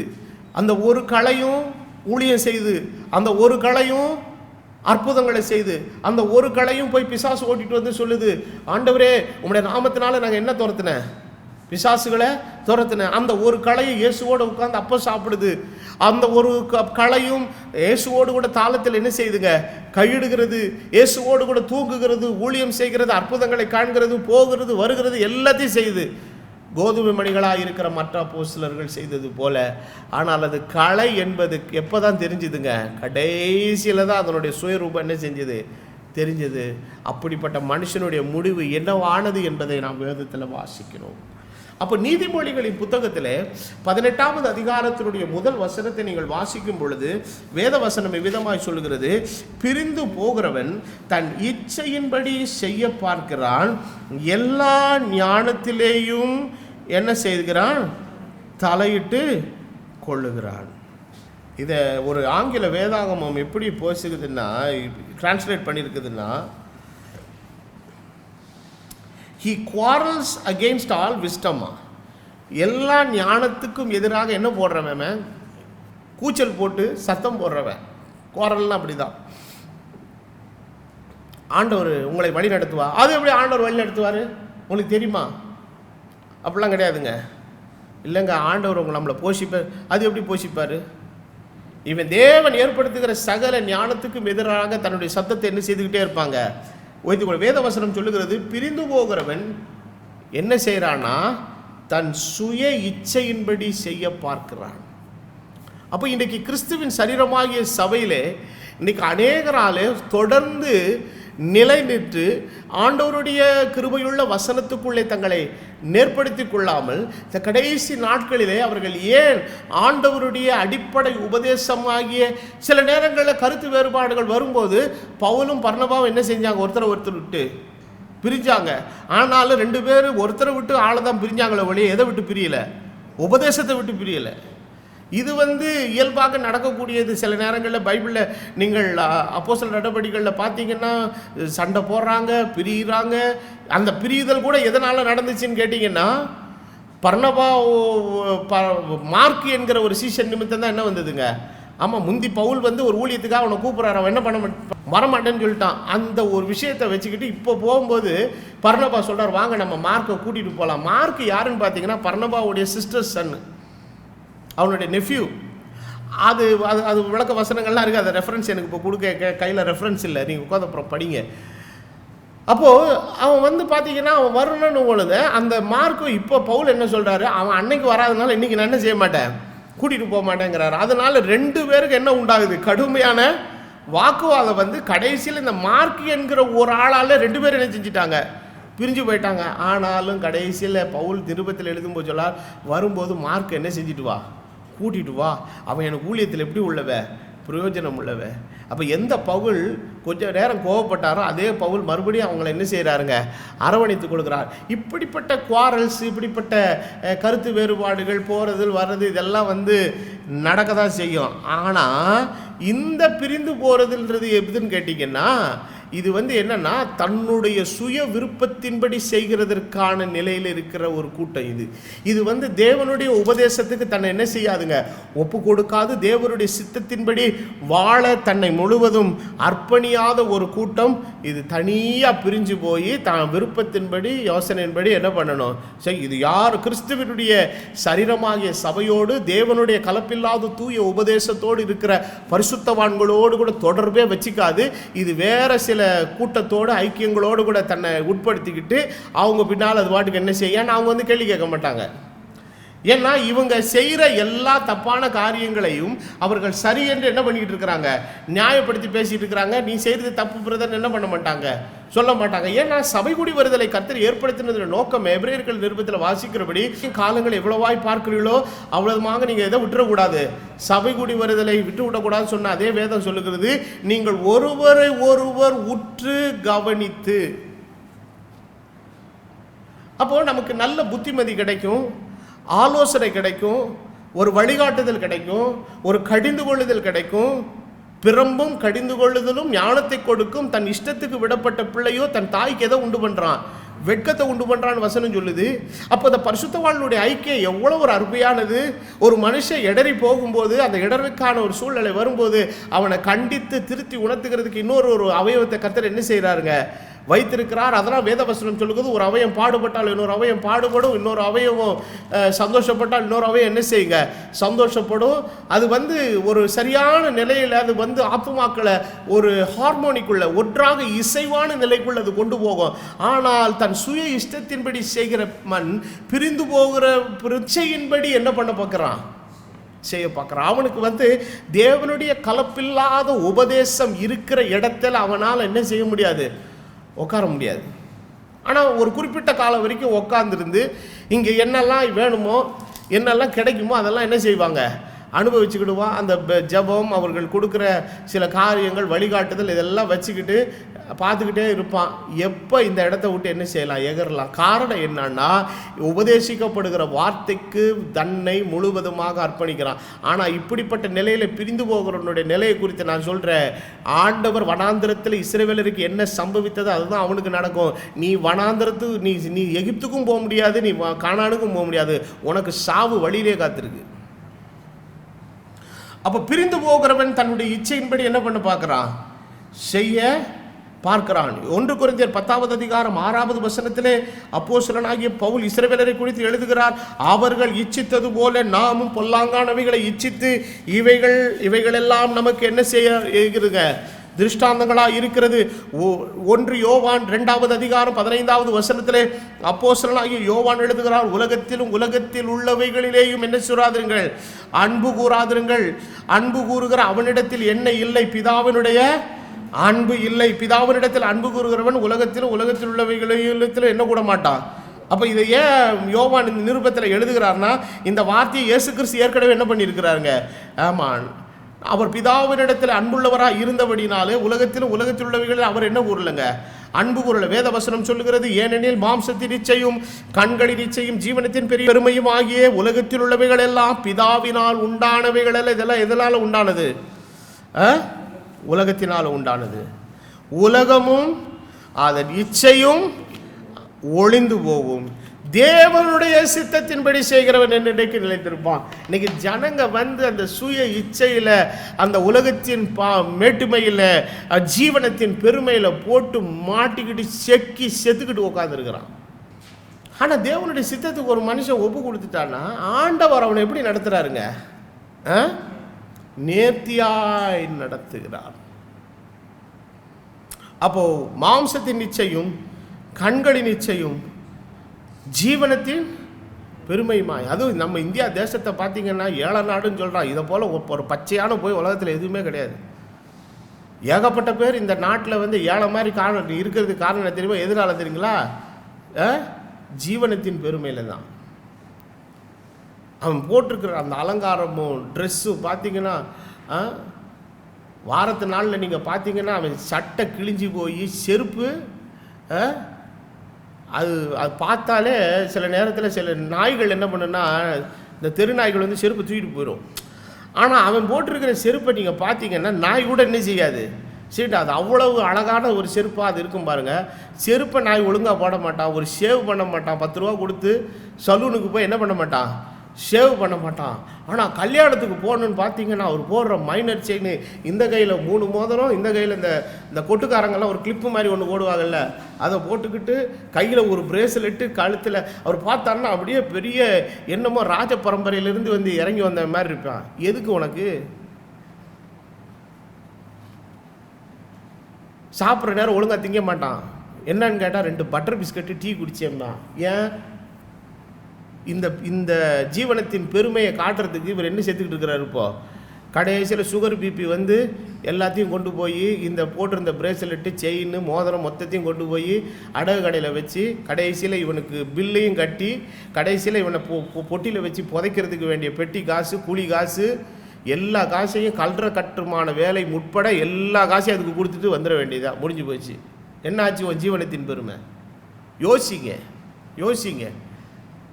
கர்த்தர் உன்னுடைய வாழ்க்கையில் தந்திருக்கும் போது, கர்த்தர் உனக்கு தந்திருக்கிற போதும் என்கிற மனதுடன் கூடிய தேவை என்பது வேறு. The necessity is totally different from the desire and the lust. அதாவது இச்சை என்பது வந்து வேறு, தேவையை மீது பற்றுடையவர்களாக இருப்பது என்பது வேறு. அன்னைக்கு ஒரு ரொம்ப உலகத்திலே ஒரு பிரசித்தி பெற்ற ஒரு பணக்காரரை வந்து பேட்டி எடுக்கிறாங்க. அந்த காணொலியை பார்த்தேன். அவர் ஒரு நடுத்தர நிலையில் இருக்கிற ஒரு சாதாரண கை கடிகாரத்தை அவர் கட்டியிருந்தார். அப்போது அந்த கை கடிகாரத்தை அவர் கட்டியிருக்கிறாரு. அப்போ கேட்டுக்கிறாங்க, நீங்கள் இவ்வளோ வசதி படைத்தவராக இருக்கிறீங்க, இந்த கை கடிகாரத்தை இப்படி கட்டியிருக்கிறீங்களே அப்படின்னு. அதுக்கு அவர் என்ன சொன்னார்னா, நிறையா பேர் ரொம்ப காஸ்ட்லியானதை கட்டுறதுனுடைய நோக்கம் தங்களை என்னவா காட்டணும்னு ட்ரை பண்ணுறாங்க, பணக்காரனாக காட்டணும்னு ட்ரை பண்ணுறாங்க. நான் பணக்காரனாக காட்டணுன்ற அவசியமே இல்லை, ஏன்னா நான் பணக்காரங்கிறது உலகத்துக்கே தெரியும். ஸோ இதெல்லாம் வந்து வாழ்க்கையில், நம்முடைய வாழ்க்கையில் என்ன நடக்கிறதுங்க, இயல்பாக நடக்கிற காரியம். அப்போது பாருங்கள், வேதத்தில் வாசிக்கிற மாம்சத்தின் இச்சையும் கண்களின் இச்சையும் ஜீவனத்தின் பெருமை. நானும் உலகத்தில் வெளிநாட்டில் கூட நான் சில கல்யாணங்களுக்கெல்லாம் போயிருக்கிறேங்க. கரெக்டாக எனக்கு தெரிஞ்சு நான் ஒரு கல்யாணத்துக்கு போயிருந்தேன். கரெக்டாக ஒரு 70-80 பேர் தான் வந்தாங்க. ஆலயத்துக்கு போனோம், கல்யாணம் நடந்துச்சு. கல்யாணம் ஒரு 45-50 நிமிஷம் நடந்துச்சு. நடந்து முடிஞ்ச உடனே அந்த கல்யாணம் வந்து அந்த பக்கத்தில் ஒரு சின்ன ஒரு கார்டனில் அழகாக செட் பண்ணியிருந்தாங்க. அந்த கார்டனில் வந்து டேபிள் சேர்லாம் போட்டிருந்தாங்க. ஒன்றும் கிடையாது, எல்லாருக்கும் ஒரு பீஸ் கேக்கு கொடுத்தாங்க. டேபிளில் வந்து கொஞ்சம் ஃப்ரூட் ஜூஸ் வச்சுருந்தாங்க, கோக் வச்சுருந்தாங்க, பெப்சி வச்சுருந்தாங்க, டீ காஃபி குடிக்கிறவங்க டீ காஃபி வச்சுருந்தாங்க. எல்லோரும் ஆளுக்கு அழகாக ஒரு கேக்கை வெட்டினா, பீஸ் கேக்கை வெட்டினா ஒரு தட்டில் வச்சுக்கிட்டா, எல்லாம் தனக்கு பிடிச்ச ட்ரிங்கை கையில் வச்சுக்கிட்டு குடிச்சிட்டு நல்லா ஒரு மணி நேரம் 2 மணி நேரம் வந்திருந்த விருந்தாளிகள் எல்லாரோட பேசிட்டு வந்த விருந்தினர்களுக்கு கிஃப்ட்டு அது கொடுக்கறது கூட நிறைய பேர் என்ன கொடுத்தாலும் பூ தான் கொடுத்தாங்க. அந்த பொண்ணு மாப்பிள்ளைக்கு என்ன கொடுத்தது, இது பொக்கே கொடுத்தாங்க, ஃப்ளவர், அதாவது ஒரு வாழ்த்து. ஒரு நீங்கள் நல்ல கணவனு மனைவியாக குடும்ப வாழ்க்கைக்குள்ளே போயிருக்கிறீங்க அப்படின்னு சொல்லிவிட்டு அவங்களுக்கு வாழ்த்து தெரிவிக்கிற மாதிரி என்ன கொடுத்தாங்க, ஒரு பொக்கே கையில் கொடுத்துட்டு நிறைய பேர் அதை தான் கொடுத்தாங்க. ஒரு சிலர் தான் ஒரு சின்ன சின்ன ப்ரெசன்ட் மாதிரிலாம் கொடுத்தாங்க. நிறைய பேர் ஃப்ளவர்ஸ் தான் வாங்கிட்டு வந்து கொடுத்தாங்க. எல்லோரும் வாங்கி வச்சுக்கிட்டாங்க, சந்தோஷமாக இருந்தது. அவ்வளோ பூவையும் அப்புறம் போகும்போது காலில் எடுத்துகிட்டு போயிட்டால் கல்யாணமே சோழியாக முடிஞ்சு போச்சு. நம்ம ஊர்லையா விட்டு பாருங்களேன், வந்தவன் போனவன், ரோட்டில் இருந்தவன், முச்சந்தியில் இருந்தவன், நாச்சந்தியில் இருந்தவன், எல்லா வயலையும் கூட்டிக்கிட்டு வந்து 1500 பேருக்கு சோறை போட்டு 2000 பேருக்கு சோறை போட்டு அது வந்தவன்ல எவனுக்குமே பொண்ணையும் தெரியாது, மாப்பிள்ளையும் தெரியாது. அதில் வர்ற கள்ளப்பைய நேராக வந்து பொண்ணு மாப்பிள்ளைய வாழ்த்த வருவானா, நேராக டைனிங் ஹாலுக்குள்ளே போய் தான் திங்கிறான். உனக்கு எதுக்கு இது இந்த மாதிரி ஒரு சிக்கலில் போய் நம்ம ஆள் மாட்டி. இதை பார்த்த உடனே இன்றைக்கி ஜனங்களுடைய அந்த பகட்டான ஜீவனத்தின் பெருமையை காட்டுறாங்கிறத தெரிஞ்சு தான் நிறைய பேர் கல்யாண மண்டபம் கட்டி வச்சுருக்காங்க. உலகத்தில் இது மாதிரி கல்யாண மண்டபம்லாம் எங்கேயுமே நான் பார்த்ததில்லை. 1000 பேருக்கு சாப்பாடு போடணும், 2000 பேருக்கு சாப்பாடு போடணும், கல்யாண சேலை வந்து இது வாங்கணும். இதில் வேறு எங்கேயாவது கல்யாணம் நடந்துச்சுன்னா விட மாட்டான். இவன் வீட்டுக்கு வந்து ரிசப்ஷன் ஒன்று வைப்பான். என்னன்னா போட்ட காசை இவர் வசூல் பண்ணணும். இதை போல் ஒரு மட்டமான கேவலமான புத்தி உள்ள ஒரு தேசத்தை நீங்கள் உலகத்திலே என்ன செய்ய முடியாதுங்க, பார்க்க முடியாது. இதெல்லாம் கேட்டால் நமக்கு கொமட்டிக்கிட்டு தான் வருது. ஏதோ ஒரு இடத்துல போனேன், உன் பிள்ளைக்கு கல்யாணம் முடிஞ்சிச்சில்ல, பேசாமல் வாய் முடிக்க சத்தம் போடாமல் கம்முன்னு வீட்டில் இருக்க வேண்டியதானே. அப்படியே உன் பிள்ளைகளுக்கு ஏதாவது ஒரு காரியத்தை கொடுக்கணுன்னா அவங்க நேராக போஸ்ட்டில் அனுப்புகிறாங்க, இல்லை நேராக வந்து பார்த்துட்டு போகிறாங்க. இதை வசூல் பண்ணணுங்கிறதுக்காகவே வைப்பான். அதில் இது சில நேரங்களில் இந்த கல்யாண வீடுகளில் நான் போய் பார்க்கும்போது இவன் போய் பூவெல்லாம் கொண்டு அவன் அதான் சொல்கிறேன், அந்த பூவை கொடுத்துட்டு அவன் வந்துட்டான். 100 ரூபா 150 ரூபா பூவோட முடிஞ்சு போச்சு. இவன் நம்மால் என்ன தெரியுமா, கடனை வாங்கி வட்டி கடையில் போய் இஎம்ஐ போட்டு வாஷிங் மிஷின் வாங்கி அதை கொடுப்பான். அந்த பெட்டியை தூக்கிட்டு வர முடியுமா? முதல்ல வாஷிங் மிஷின் அதை கொடுத்துட்டு அதை கேமரா முன்னாடி அப்படி ஈன்னு பல்ல காட்டிக்கிட்டு நிற்பான். இதெல்லாம் எதுக்கு? ஜீவனத்தின் பெருமை. இவனுக்கு என்ன கிஃப்ட் கொடுத்தாங்கன்றது கல்யாணத்துக்கு வர்ற எல்லாரும் பார்க்கணும்னு சொல்லி அதை கல்யாண மண்டப வாசல்லே அடுக்கி வச்சுருக்காங்க. கட்டில், சோஃபா, மெத்தை, படுக்கிற தலைவாணி, போடுற போர்வை, இன்னும் அவன் குளிக்கிற சோப்பு தான் போட வைக்கலங்க. இது என்ன கலாச்சாரம்னு எனக்கு ஒன்றுமே புரியலைங்க. எல்லாம் இன்றைக்கி இந்த ஜீவனத்தின் பெருமையில் மாட்டிக்கிட்டு.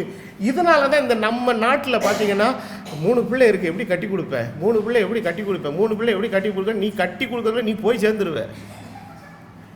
இந்த நிலையை விட்டு நீ வெளியே வா. உன் கல்யாணம் பண்ணணுமா, நெருக்கமான நண்பர்களை கூப்பிடு. கர்த்தருடைய பரிசுத்தவான்கள் சபையார் இருக்கிறாங்களா, 100 பேர் இருக்கிறாங்களா கூப்பிடு. ஒரு தெரிஞ்ச ஒரு 10 குடும்பத்தை விசுவாசிகளை கூப்பிடு. சோழியை முடிச்சுட்டு போ. எதுக்கு உனக்கு தேவையில்லாத இந்த டம்பம் உனக்கு வேண்டி கிடக்கு? இந்த டம்பமான வாழ்க்கையை விட்டு நீ முதல்ல வெளியே வந்தனா கர்த்தர் உனக்கு தந்திருக்கிற ஆசீர்வாதத்தை நீ வேதம் சொல்லுகிறது, உன் கையின் பிரயாசத்தை மற்றவர்கள் சாப்பிடுவார்கள் அல்ல, உன் கையின் பிரயாசத்தை நீ சாப்பிடுவாய். சரி, 1 யோவான் 2வது அதிகாரம் 19வது வசனம் விதமாய் சொல்லுகிறது. 18வது வசனத்தில் வாசி, பிள்ளைகளே இது கடைசி காலமாக இருக்கிறது, அந்தி கிறிஸ்து வருகிறான் என்று நீங்கள் கேள்விப்பட்டபடியே இப்பொழுது அநேக அந்தி கிறிஸ்துகள் என்ன செய்கிறார்கள் இருக்கிறார்கள். அந்தி கிறிஸ்துகள்லாம் என்னன்னா, இவர்கள் எல்லாம் தேவனுடைய சித்தத்துக்கு எதிரடையாக என்ன பண்ணுறவன் செய்கிறவன். அப்போ பிரிந்து போகிறவன் தன் இச்சையின்படி என்ன பண்ணுறான் செய்ய பார்க்குறான். அப்போ அவனுக்கு நான் ஏற்கனவே சொன்னது போல கிறிஸ்துவின் சரீரமாகிய சபைக்குள்ளே அந்த உபதேசம் என்கிற கலப்பில்லாத தூய உபதேசத்தின் கட்டமைப்புக்குள்ளே இருந்துட்டு ஒரு கரெக்டாக இப்படி வாழணும், இப்படி ஒரு எளிமையாக ஆண்டவருடைய விரும்பத்தக்க விதத்தில் வாழணும், ஆண்டவருடைய சித்தப்படி வாழணும், ஆண்டவருடைய நோக்கத்தின்படி வாழணும்னு சொன்னால் அதெல்லாம் அவனுக்கு ஏற்றுக்கொள்ள என்ன கிடையாது, மனசு இல்லை. அந்த ஆடம்பரமும் டம்பமும் அவனுக்கு தேவை. பார்த்தான் நம்ம ஆசைப்படுறதெல்லாம் நிறைவேற்றுறதுக்கு இந்த பாஸ்டர் ஒத்துவும் வரமாட்டான், இந்த பால் பிரசங்கம் பண்ணுற உபதேசமும் நமக்கு ஒத்து வராது. ஆகவே அந்தி கிறிஸ்துனா நீங்கள் வேறு எங்கேயோ பார்த்துக்கிட்டு இருக்காதிங்க. அந்தி கிறிஸ்துன்ற ஒருத்தன் உண்மையாக வரப்போகிறவன் வருமா, ஆனால் அந்த அந்தி கிறிஸ்துவின் ஆவி நீங்கள் அநேகருக்குள்ளே கிரியை செய்து அதனுடைய ஆன்டி கிரைஸ்ட் என்னெல்லாம் the person who is against the Christ. அப்படின்னா கிறிஸ்துவனுடைய சித்தத்துக்கும் கிறிஸ்துவனுடைய நோக்கத்துக்கும் கிறிஸ்துவனுடைய தீர்மானத்துக்கும் எப்படிப்பட்டவன், எதிரடையாக இருந்து செயல்படுகிறவன். he is working against it. அப்போ வேதவசனம் அடுத்து சொல்லுகிறது 1 யோவான் 2வது அதிகாரம் 19வது வசனம், அவர்கள் நம்மை விட்டு பிரிந்து போனார்கள், ஆகிலும் அவர்கள் நம்முடையவர்களாக இருக்கவில்லை. நம்முடையவர்களாக இருந்தார்களேயானால் அப்போ நம்முடையவர்கள் அல்லாதவர்கள் என்கிற டிஃப்ரென்ஸ் எப்படி வருது? இது ரொம்ப முக்கியமான பாயிண்ட். இவங்கெல்லாம் நம்முடையவங்க. சிலர் சொல்லுவாங்க பார்த்தீங்களா, அந்த ஜாதி உணர்வில் பேச, இவங்கெல்லாம் நம்மாள்றா அப்படின்பா. இங்கே அந்த அர்த்தத்திலெல்லாம் பேசலை யோவான். நம்முடையவர்கள் என்று சொன்னால் நாம் நம்புகிறபடியே எல்லாவற்றையும் இவர்கள் என்ன செய்கிறவர்கள், நம்புகிறவர்கள். நான் எப்படி தேவ சித்தத்தில் இருக்கிறேன்னா அதுபோல இவர்கள் எதில் இருக்கிறவர்கள், தேவ சித்தத்துக்குள்ளே இருக்கிறவர்கள். தேவன் எப்படி விரும்புகிறாரோ, தேவனுடைய நோக்கம் என்னவோ, தேவனுடைய சித்தம் என்னவோ, தேவனுடைய தீர்மானம் என்னவோ அதன்படி இருக்கிறவர்கள். அதை போலவே இவர்கள் என்ன செய்கிறார்கள். ஆகவே யோவான் ஒரு வசனத்தில் வாசிப்பும் அந்த வசனத்தை இதற்கு ரொம்ப ஒப்புமையுடைய நெருக்கமான அர்த்தமுடைய ஒரு வசனம். அதை இந்த சமயத்தில் வாசிக்கிறது ரொம்ப நல்லது. 1 யோவான் 1வது அதிகாரத்தினுடைய 5-6 வசனங்களை நாம் வாசிப்போம். 1 யோவான் 1வது அதிகாரம் 5-6, தேவன் ஒளியா இருக்கிறார், அவர் எவ்வளவு வேணும் என்ன இல்லை, இருளில் இல்லை, இது நாங்கள் அவரிடத்தில் கேட்டு உங்களுக்கு அறிவிக்கிற விசேஷமா இருக்கிறது, நாம் அவரோட ஐக்கியப்பட்டவர்கள் என்று சொல்லியும். யாரோடு ஐக்கியப்பட்டவர்கள்? தேவனோடு கூட ஐக்கியப்பட்டவர்கள் என்று சொல்லியும் இருளிலே நடக்கிறவர்களாக இருந்தால் சத்தியத்தின்பட நடவாமல் எப்படி இருக்கிறோம், போய் சொல்லுகிறவர்களாக இருப்போம். 7வது வசனம் ரொம்ப முக்கியம். அவர் ஒளியில் இருக்கிறது போல நாமும் ஒளியிலே நடந்தால் ஒருவரோடொருவர் என்ன செய்வோம், அப்போ நானும் இன்னொரு சகோதரனும் கிறிஸ்துவுக்குள்ள ஒன்னோட ஒன்று ஐக்கியப்படணும்னா, அவரும் ஒளியில் நடக்கிறார், நானும் ஒளியில் நடக்கிறேன். அவரும் தேவ வசனத்தின்படி நடக்கிறார், நானும் தேவ வசனத்தின்படி. அவரும் தேவ சித்தத்தின்படி நடக்கிறார், நானும் தேவ சித்தத்தின்படி இருக்கிறேன்.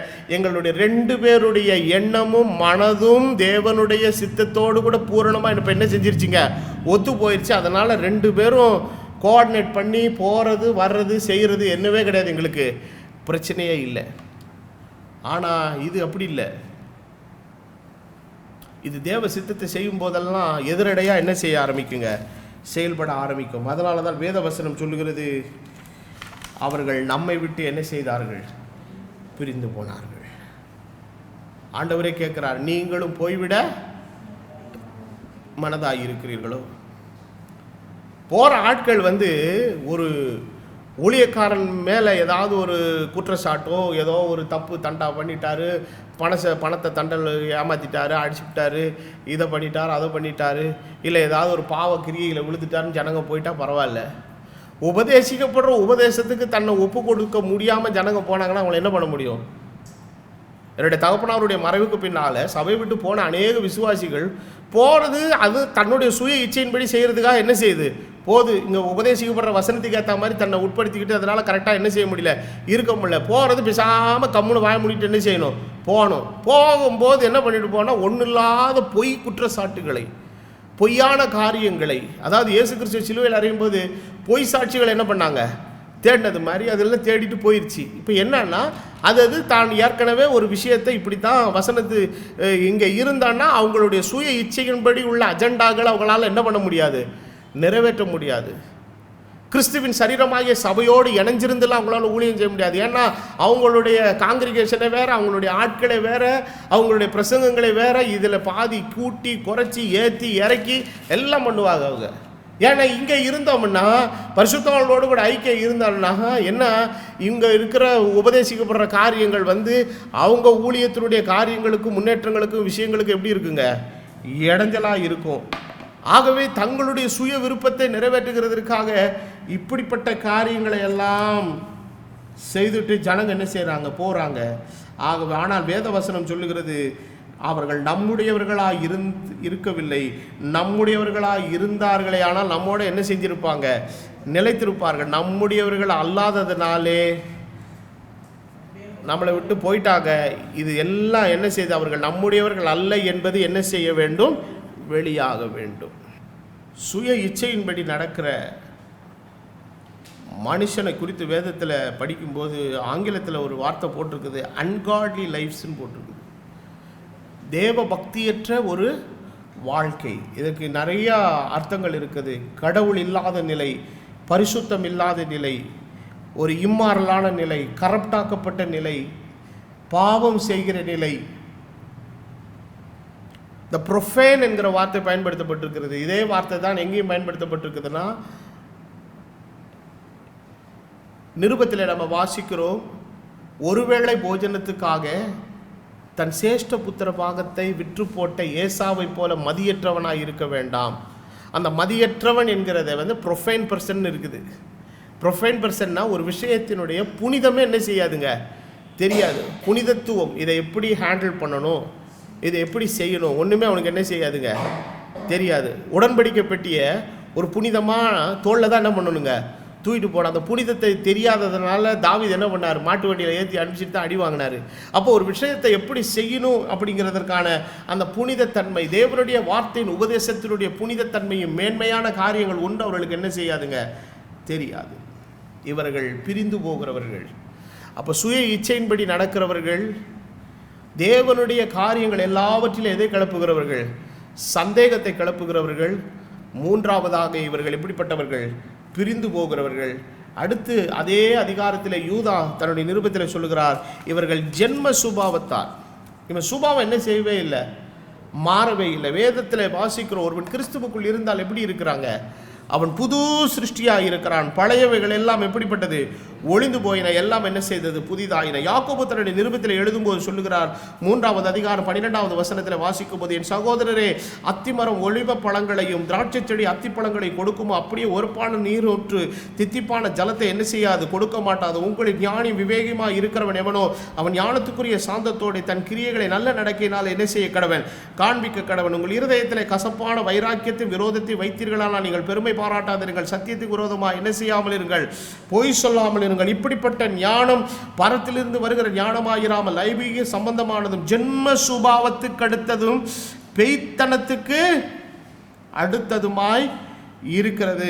வைராக்கியமும் விரோதமும் எங்கே உண்டோ அங்கே கலகமும் சகல துர்ச்செய்கைகளும் உண்டு. பரத்திலிருந்து வருகிற ஞானமும் முதலாவது சுத்தமுள்ளதாயும் பின்பு சமாதானத்தாலும் சாந்தத்தாலும் இணக்கமுள்ளதாயும் இரக்கத்தாலும் நற்கரிகளினாலும் நிறைந்ததாயும் பட்சமில்லாததாயும் மாயமற்றதாயும் இருக்கிறது. நீதியாகிய கனியானது சமாதானத்தை நடப்பிக்கிறவர்களாலே சமாதானத்திலே என்ன செய்யப்படுகிறது? விதைக்கப்படுகிறது. அப்போ வேதவசனம் என்ன சொல்லுது பாருங்க. உலகத்திலிருந்து வர்றதுக்கும் பரத்திலிருந்து வர்றதுக்கு என்ன இருக்குதுங்க? நிறையா வித்தியாசம் இருக்குது. அப்போ பரத்திலிருந்து வருகிறது சுத்தம் உள்ளது, அது சமாதானம் உள்ளது, அது சாந்தமும் இணக்கமும் உள்ளது, இரக்கத்தாலும் நற்கிரியைகளினாலும் என்ன செய்ததா இருந்ததுங்க? நிறைந்ததா இருக்கிறது. அப்போது இன்றைக்கி நம்முடைய ஜென்ம சுபாவம் இன்றைக்கி மாறணும். அப்போ கிறிஸ்துவுக்குள்ள ஒரு மனுஷன் இருந்தால் அவன் பரிசுத்த ஆவியின் வல்லமைக்குள்ளே அவன் கடந்து போகும்போது என்ன நடக்கிறது என்று சொன்னால், அந்த வசனம் அவனை மறுரூபப்படுத்துகிறது. தேவனுடைய நன்மையும் பிரியமும் அவருடைய பரிபூரண சித்தம் என்னதென்பதை பகுத்தறிகிற ஒரு நிலைக்குள்ளே கொண்டு போகும்போது கொஞ்சம் கொஞ்சமாய் அவனுடைய வாழ்க்கை ஒரு வித்தியாசப்பட்ட ஒரு வாழ்க்கைக்குள்ளாக என்ன செய்துங்க? மாறுகிறது. அப்படி வாழ்க்கையில் மாற்றம் இல்லாதவனாய் காணப்படுகிறவனுடைய நிலை எப்படின்னா, அவன் வெளி தோற்றத்தில் தேவ பக்தியினுடைய வேஷத்துக்குள்ளே இருக்கிறான், ஆனால் கிரியையிலே ஆண்டவரை என்ன செய்து கொண்டிருக்கிறான்? மறுதலித்து கொண்டிருக்கிறான். அப்போ தேவ பக்தியின் வேஷத்தை தரித்து கொண்டு அதனுடைய பலனை என்ன செய்து கொண்டிருக்கிறார்கள்? மறுதலித்து கொண்டிருக்கிறவர்கள். இப்படிப்பட்டவர்கள் எதுக்குமே என்னல்லாத ஆட்களுங்க, பிரயோஜனம் இல்லாத ஆட்கள், கடைசி காலத்திலே தோன்றுகிற பரியாசக்காரர்கள், ஜொன்ம சுபாவத்தால் நிரப்பப்பட்டவர்களாக இருப்பார்கள். அவர்களுடைய வாழ்க்கையில் ஒரு விஷயத்தில் கூட என்னவே கிடையாதுங்க, மாற்றமே இல்லை. கடைசியில் வேதவசனம் சொல்லுகிறது, இவர்கள் ஆவி இல்லாதவர்கள். அப்போ ஆவி இல்லாதவர்கள் என்பதை எதை சொல்லுதுன்னா, ஆவியானது அவர்களுக்குள்ளே கொடுக்கப்படும் போது அந்த பரிசுத்த ஆவி அவர்கள் என்ன பண்ணுன்னா, சகல சத்தியத்துக்குள்ளும் அவர்களை என்ன செய்யும்? வழிநடத்தும். அது பாவத்தை குறித்தும் நீதியை குறித்தும் நியாய தீர்ப்பை குறித்து என்ன செய்யுங்க? கண்டித்து உணர்த்தும். தேவனுடைய சத்திய ஆவி அவர்களுக்குள்ளே வரும்போது அவர்களை தேவனுடைய வார்த்தைக்குள்ளே நடத்தும், தேவனுடைய சித்தத்துக்குள்ளே நடத்தும், தேவனுடைய விருப்பத்துக்குள்ளே நடத்தும். தேவனுக்கு விருப்பமில்லாத காரியங்கள் எல்லாவற்றிலும் இருந்து அந்த பரிசுத்தாவியானவருடைய வல்லமை அவருடைய முற்றிலுமாய் என்ன செய்யுங்க? பிரித்தெடுத்து சுத்திகரித்து அவருடைய வாழ்க்கையை மறுரூபப்படுத்தும். இவர்கள் ஜென்ம சுபாவத்தால் என்ன இல்லாதவர்கள்? ஆவி இல்லாத மக்கள். ஆவி இல்லாத மக்கள். அப்போ இந்த வார்த்தைகளை கேட்டுக்கொண்டிருக்கிற அருமையான தேவனுடைய பிள்ளைகளே, கடைசி காலத்திலே பரியாசக்காரர் தோன்றுவார்கள் என்று சொல்லியிருக்கிறதே, அந்த பரியாசக்காரர்கள் இந்த நாட்களில் தோன்றி இருக்கிறார்கள். இவர்கள் தேவ பக்தியின் வேஷத்துக்குள்ளே இருந்து கொண்டு அவர்கள் தங்கள் சுய இச்சின்படி நடக்கிறவர்களாய், தேவன் ஏற்படுத்தினவைகளிலே சந்தேகத்தை உண்டு பண்ணுகிறவர்களாய், பிரிந்து போகிறவர்களாய், ஜென்ம சுபாவத்தாராய், ஆவி இல்லாதவர்களாய், இந்த 5 விதமான நிலைகளிலே அவர்கள் காணப்பட்டு கொண்டிருக்கிறார்கள். அவருடைய இருதயம் ஃபுல்லாக என்னன்னா, மாம்சத்தின் இச்சையும் கண்களினுடைய இச்சையும் எதுக்குள்ளே மாட்டி இருக்குதுங்க? ஜீவனத்தின் பெருமைக்குள்ள உள்ள போய் என்ன செஞ்சிருக்குதுங்க? மாட்டி இருக்குது. ஆகவே இன்றைக்கு இது எல்லாவற்றையும் சொல்லிட்டு அப்போஸ்தலனாகிய யூதா கடைசியில் சொல்லும்போது, நீங்களோ உங்களை இந்த மகா பரிசுத்தமான விசுவாசத்தில் என்ன பண்ணுங்க? உறுதிப்படுத்திக் கொள்ளுங்க. இதில் உறுதிப்படுத்தலைன்னா நீங்களும் இது மாதிரி என்ன செஞ்சிருவீங்க? ஆயிடுவீங்க. நீங்களும் சுய இச்சையில் மாட்டுவீங்க, தேவனுடைய காரியங்களை சந்தேகிப்பீங்க, பிரிந்து போவீங்க, ஜென்ம சுபாவத்தால் இருப்பீங்க, ஆவி இல்லாதவர்களாக இருப்பீங்க. நீங்கள் கடைசியில் ஆண்டவருடைய சமூகத்தை விட்டு சுத்தமாக வெளியே போயிடுவீங்க. ஆனால் இதில் இந்த மாதிரி ஒரு வம்புக்குள்ள பிரச்சனைகளுக்குள்ள நீங்கள் சிக்கிக்கொள்ளாமல் காக்கப்பட வேண்டுமானால் நீங்கள் செய்ய வேண்டிய காரியம் என்னவென்றால், உங்களை மகா பரிசுத்தமாக இருக்கிற இந்த விசுவாசத்தில் என்ன செய்து கொள்ளுங்கள்? நிலைப்படுத்தி கொள்ளுங்கள். அப்போ இன்றைக்கு நம்முடைய விசுவாச ஜீவியம் கர்த்தர் கொடுத்திருக்கிற இந்த மகா பரிசுத்தமான விசுவாசத்தில் நிலை நிற்கணும். நின்றுடுச்சுன்னா பிரச்சனை இல்லைங்க. நம்ம தேவ சித்தத்தை செய்து, தேவனுடைய விருப்பத்தை செய்து, தேவனுடைய விருப்பத்துக்கு ஏற்றபடி நம்ம வாழ்ந்துட்டு நம்முடைய ஓட்டத்தை நம்ம சீராக ஓடி முடிக்க முடியும்.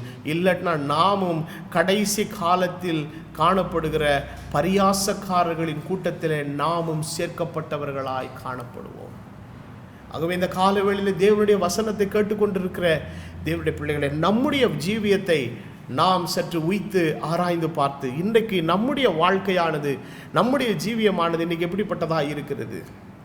சுய இச்சையில் நம்ம சிக்கொண்டுக்கிட்டு இன்னும் வரை நம்ம கர்த்தருடைய சித்தத்துக்கு விரோதமான காரியமும் சுபாவமும் செயலும் விருப்பங்களும் நோக்கங்களும் திட்டங்களும் தீர்மானங்களும் நமக்குள்ளே இருக்குதா? நீங்கள் பிரிந்து போகிறவர்களாக இருக்கிறீங்களா? ஜென்ம சுபாவத்தாராக இருக்கிறீங்களா? ஆவி இல்லாதவர்களாக இருக்கிறீங்களா? கர்த்தர் போஜன பந்தியை ஆயத்தப்படுத்த கூடுமோ என்று சொல்லி கர்த்தருடைய காரியங்கள் எல்லாவற்றையும் சந்தேகிக்கிறவர்களாக இருக்கிறீர்களா?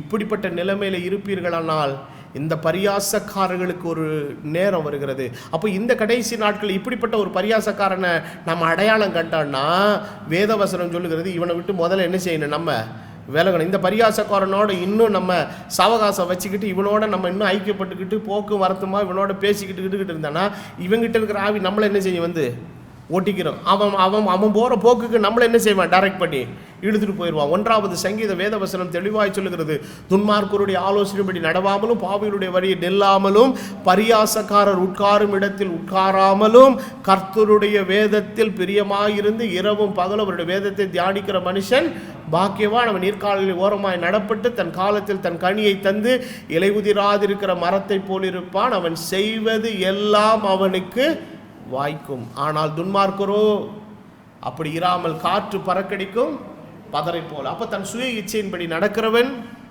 தேவனுடைய காரியங்களிலே சந்தேகத்தை உண்டு பண்ணுகிறவன், பிரிந்து போகிறவன், ஆவி இல்லாதவன், இவன் எல்லாம் பார்த்தீங்கன்னா அப்படியே ரொம்ப செழிப்பாக இருக்கிற மாதிரி. பைபிளில் சங்கீதத்தில் ஒரு வசனம் வந்து, ஒரு நீதிமான ஒரு துன்மார்க்கன் ஒருத்தர் இருந்தான், அவன் எவ்வளவாய் செழித்தான் பாருங்கள்.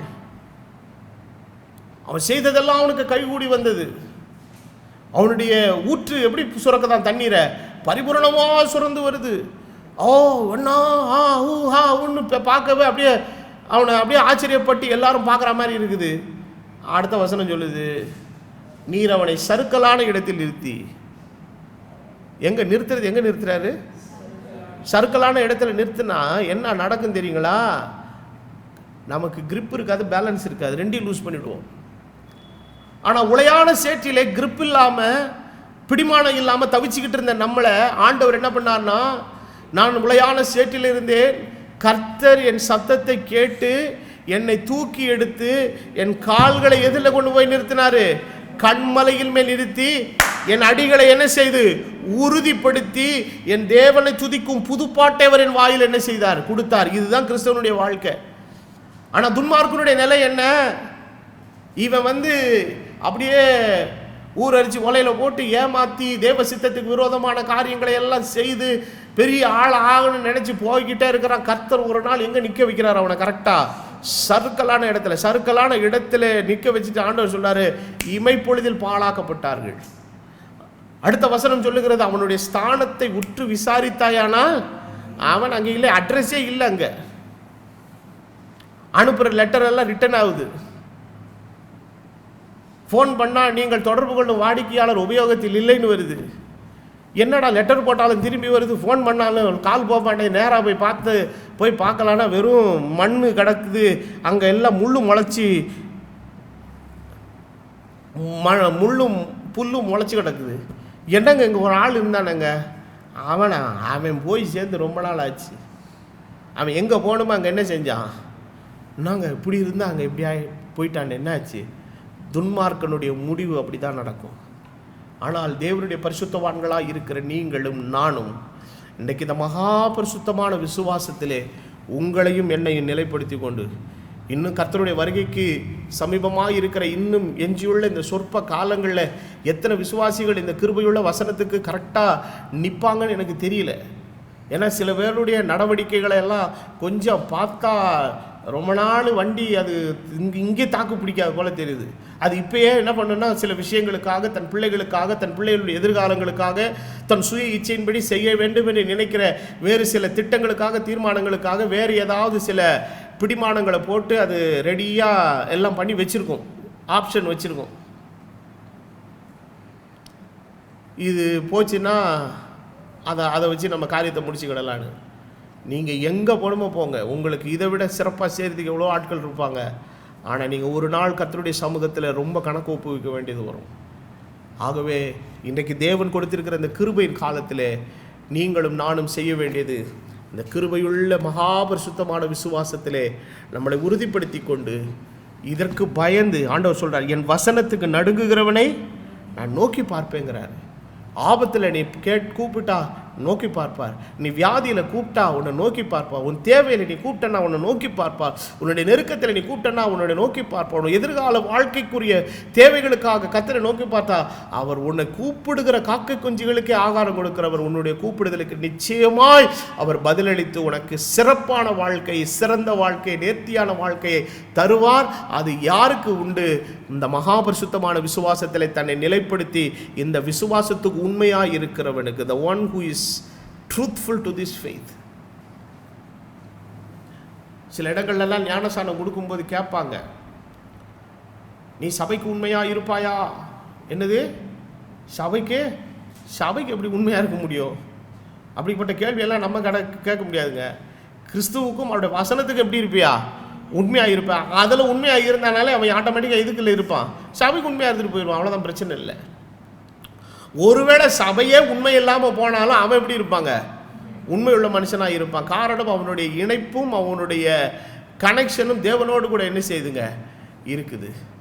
ஆகவே இந்த நாட்களில் தேவனுடைய பிள்ளைகளாக இருக்கிற நாம் ஏதோ ஒரு நன்றி எறிதலுக்காக சில சபைக்கு போகும்போது சொல்லுவாங்க, நான் ரொம்ப கஷ்டத்தில் இருந்தேங்க, கஷ்டப்பட்ட காலத்திலலாம் அந்த பாஸ்டர் எங்களுக்கு ரொம்ப உதவி செஞ்சார், கஷ்டப்பட்ட காலத்தில் அந்த பாஸ்டர் எங்களுக்காக விழித்து என்ன பண்ணாராம்?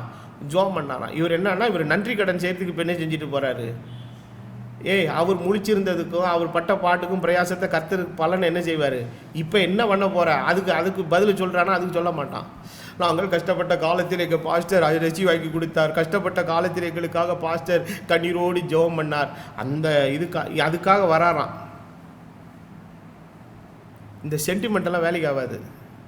இந்த சென்டிமெண்டெல்லாம் தூக்கி குப்பையில் எரிஞ்சிட்டு இங்கே நீ வர்றது உன்னை விடுதலை ஆக்கின, உன்னை சுகமாக்கின, உன்னை ரட்சித்த, உன்னை மீட்டெடுத்த, உன்னை ஆசீர்வதிக்கிற, உன்னை மேன்மைப்படுத்துகிற கர்த்தராகிய இயேசு கிறிஸ்துவுக்காகவும் அவருடைய கிருபையுள்ள வசனத்துக்காகவும் இந்த மகாபரிசுத்தமான விசுவாசத்தில் உடைய நிலைப்படுத்தி கொள்றதுக்காக வந்தனா தான் நீங்கள் வர்றது பிரயோஜனம். இந்த சென்டிமெண்டலுக்கெல்லாம் வேலை ஆகாது. அதுக்கெல்லாம் நான் ரொம்ப கூஜா தூக்கிட்டு அதனால் ரொம்ப அப்படியே பரவாயில்ல நம்ம மேலே ரொம்ப இறக்கமாக இருக்குது, அப்படியே நம்ம மேலே ரொம்ப பாசமாக இருக்கிறேன், நான் அப்படியே உருகிடுவேன்லாம் நினைக்காத. அதுக்கெல்லாம் நான் கொஞ்சம் சொக்க ஆரம்பித்தேன்னு வச்சுக்க, என்னுடைய பரம தரிசனத்தை நான் இழந்து போயிடுவேன். நீ சிரித்தாலும் சரி, நீ அழுதாலும் சரி, என்னுடைய டோட்டல் ஃபோக்கஸ் யார் தான்? கர்த்தராகிய இயேசு கிறிஸ்து. வர்றதுனால உங்களுக்கு நன்மை, நீங்கள் வருகிறதுனால உங்களுக்கு ஆசீர்வாதம். ஆகவே இந்த கடைசி நாட்களிலே தங்கள் சுய இச்சைகளின்படி நடக்கிற பரியாசக்காரன், தேவனுடைய வாக்குத்தத்தங்களை சந்தேகிக்கிற பரியாசக்காரர், தேவனுடைய சமூகத்தை விட்டு பிரிந்து போகிற பரியாசக்காரர், தேவனுடைய சித்தத்துக்கு முரண்பாடான காரியங்களை செய்கிற பரியாசக்காரர், ஆவி இல்லாத பரியாசக்காரர், ஜென்ம சுபாவத்துக்குள் இருக்கிற பரியாசக்காரர்கள் இன்னைக்கு மலிந்திருக்கிற காலத்திலே இன்னைக்கு நீ பரியாசக்காரனாய் இருக்கிறாயா அல்லது பரிசுத்தனாய் தேவ சமூகத்தில் இருக்கிறாயா என்பதை நீ யோசித்து உன்னுடைய விசுவாசத்தை தேவனுடைய வார்த்தையிலே நீ நிலைப்படுத்தி கொண்டு வாழ். அந்த வருகையிலே தேவன் உனக்கு நல்ல பலனை கொடுக்க அவர் சீக்கிரமாய் வருகிறார். அவர் வருகையில் நாம் காணப்பட கர்த்தர் தாமே நமக்கு கிருபை அருளுவாராக என்று சொல்லி என் வார்த்தைகளை நான் மிகுந்த தாழ்மையோடு நிறைவு செய்கிறேன். கர்த்தர் தாமே உங்கள் ஒவ்வொருவரையும் அளவில்லாமல் ஆசீர்வதிப்பாராக. ஆமென். யாவரும் எழும்பி நின்று ஜெபம் பண்ணுவோம். மகா இரக்கமும் கிருபையும் பரிசுத்தமுள்ள பிதாவே, கர்த்தராகிய இயேசு கிறிஸ்துவின் நாமத்தினாலே உம்முடைய சமூகத்திலே இந்த காலை வேளையில் வருகிறோம். பேதுரு சொன்ன அந்த தீர்க்க தரிசன வாக்கியத்தை இந்த நாளிலே நாங்கள் நினைவு கூறவும், அவர் சொன்ன வார்த்தையின்படி இன்றைய கால சூழ்நிலை எவ்விதமாய் நடக்கிறது என்பதையும், இதிலே நாங்கள் எவ்விதமாய் எங்களை நாங்கள் தூய்மையாய் காத்துக்கொண்டு வாழ வேண்டும் என்பதையும் ஆவியானவர் எங்களுக்கு உணர்த்தின நல்ல வார்த்தைகளுக்காய் உமக்கு ஸ்தோத்திரம். உம்முடைய கிருபையுள்ள வசனம் இந்த நாளிலே எங்கள் மத்தியிலே தொடர்ந்து கிரியை செய்வதாக. எங்கள் ஒவ்வொருவருக்கு வேண்டிய நன்மைகளை, கிருபைகளை, ஆசீர்வாதங்களை தாரும். எங்களை வலுவாதபடி நீர் எங்களை பாதுகாத்து கொள்ளும். உம்முடைய வார்த்தையினால் உண்டாகிற ஆசீர்வாதத்தை எங்களுக்கு தந்து உம்முடைய வருகையிலே காணப்படும்படி நீர் எங்களுக்கு உதவி செய்யும். வேண்டிய எல்லா நன்மையையும் எங்களுக்கு அருளுவீராக. சகல துதியையும் கனத்தையும் உமக்கு நாங்கள் ஏறெடுக்கிறோம். இந்த வார்த்தைகளை சபையாராகியவர்கள் கேட்டவர்கள், தூரத்திலிருந்து கேட்ட யாவருக்கும் கர்த்தர் இதனால் உண்டாகிற ஆசீர்வாதத்தை நீர் அருளும்படி நான் ஜெபிக்கிறேன். காத்துக்கொள்ளும், வலுவாதபடி காத்துக்கொள்ளும், ஆசீர்வதியும் பலப்படுத்தும். வேண்டிய நன்மைகள் எல்லாவற்றையும் தந்து நடத்தும். கர்த்தராகிய இயேசு கிறிஸ்துவின் விலையேற பெற்ற நாமத்தில் வேண்டுதல் செய்கிறேன். ஆமென்.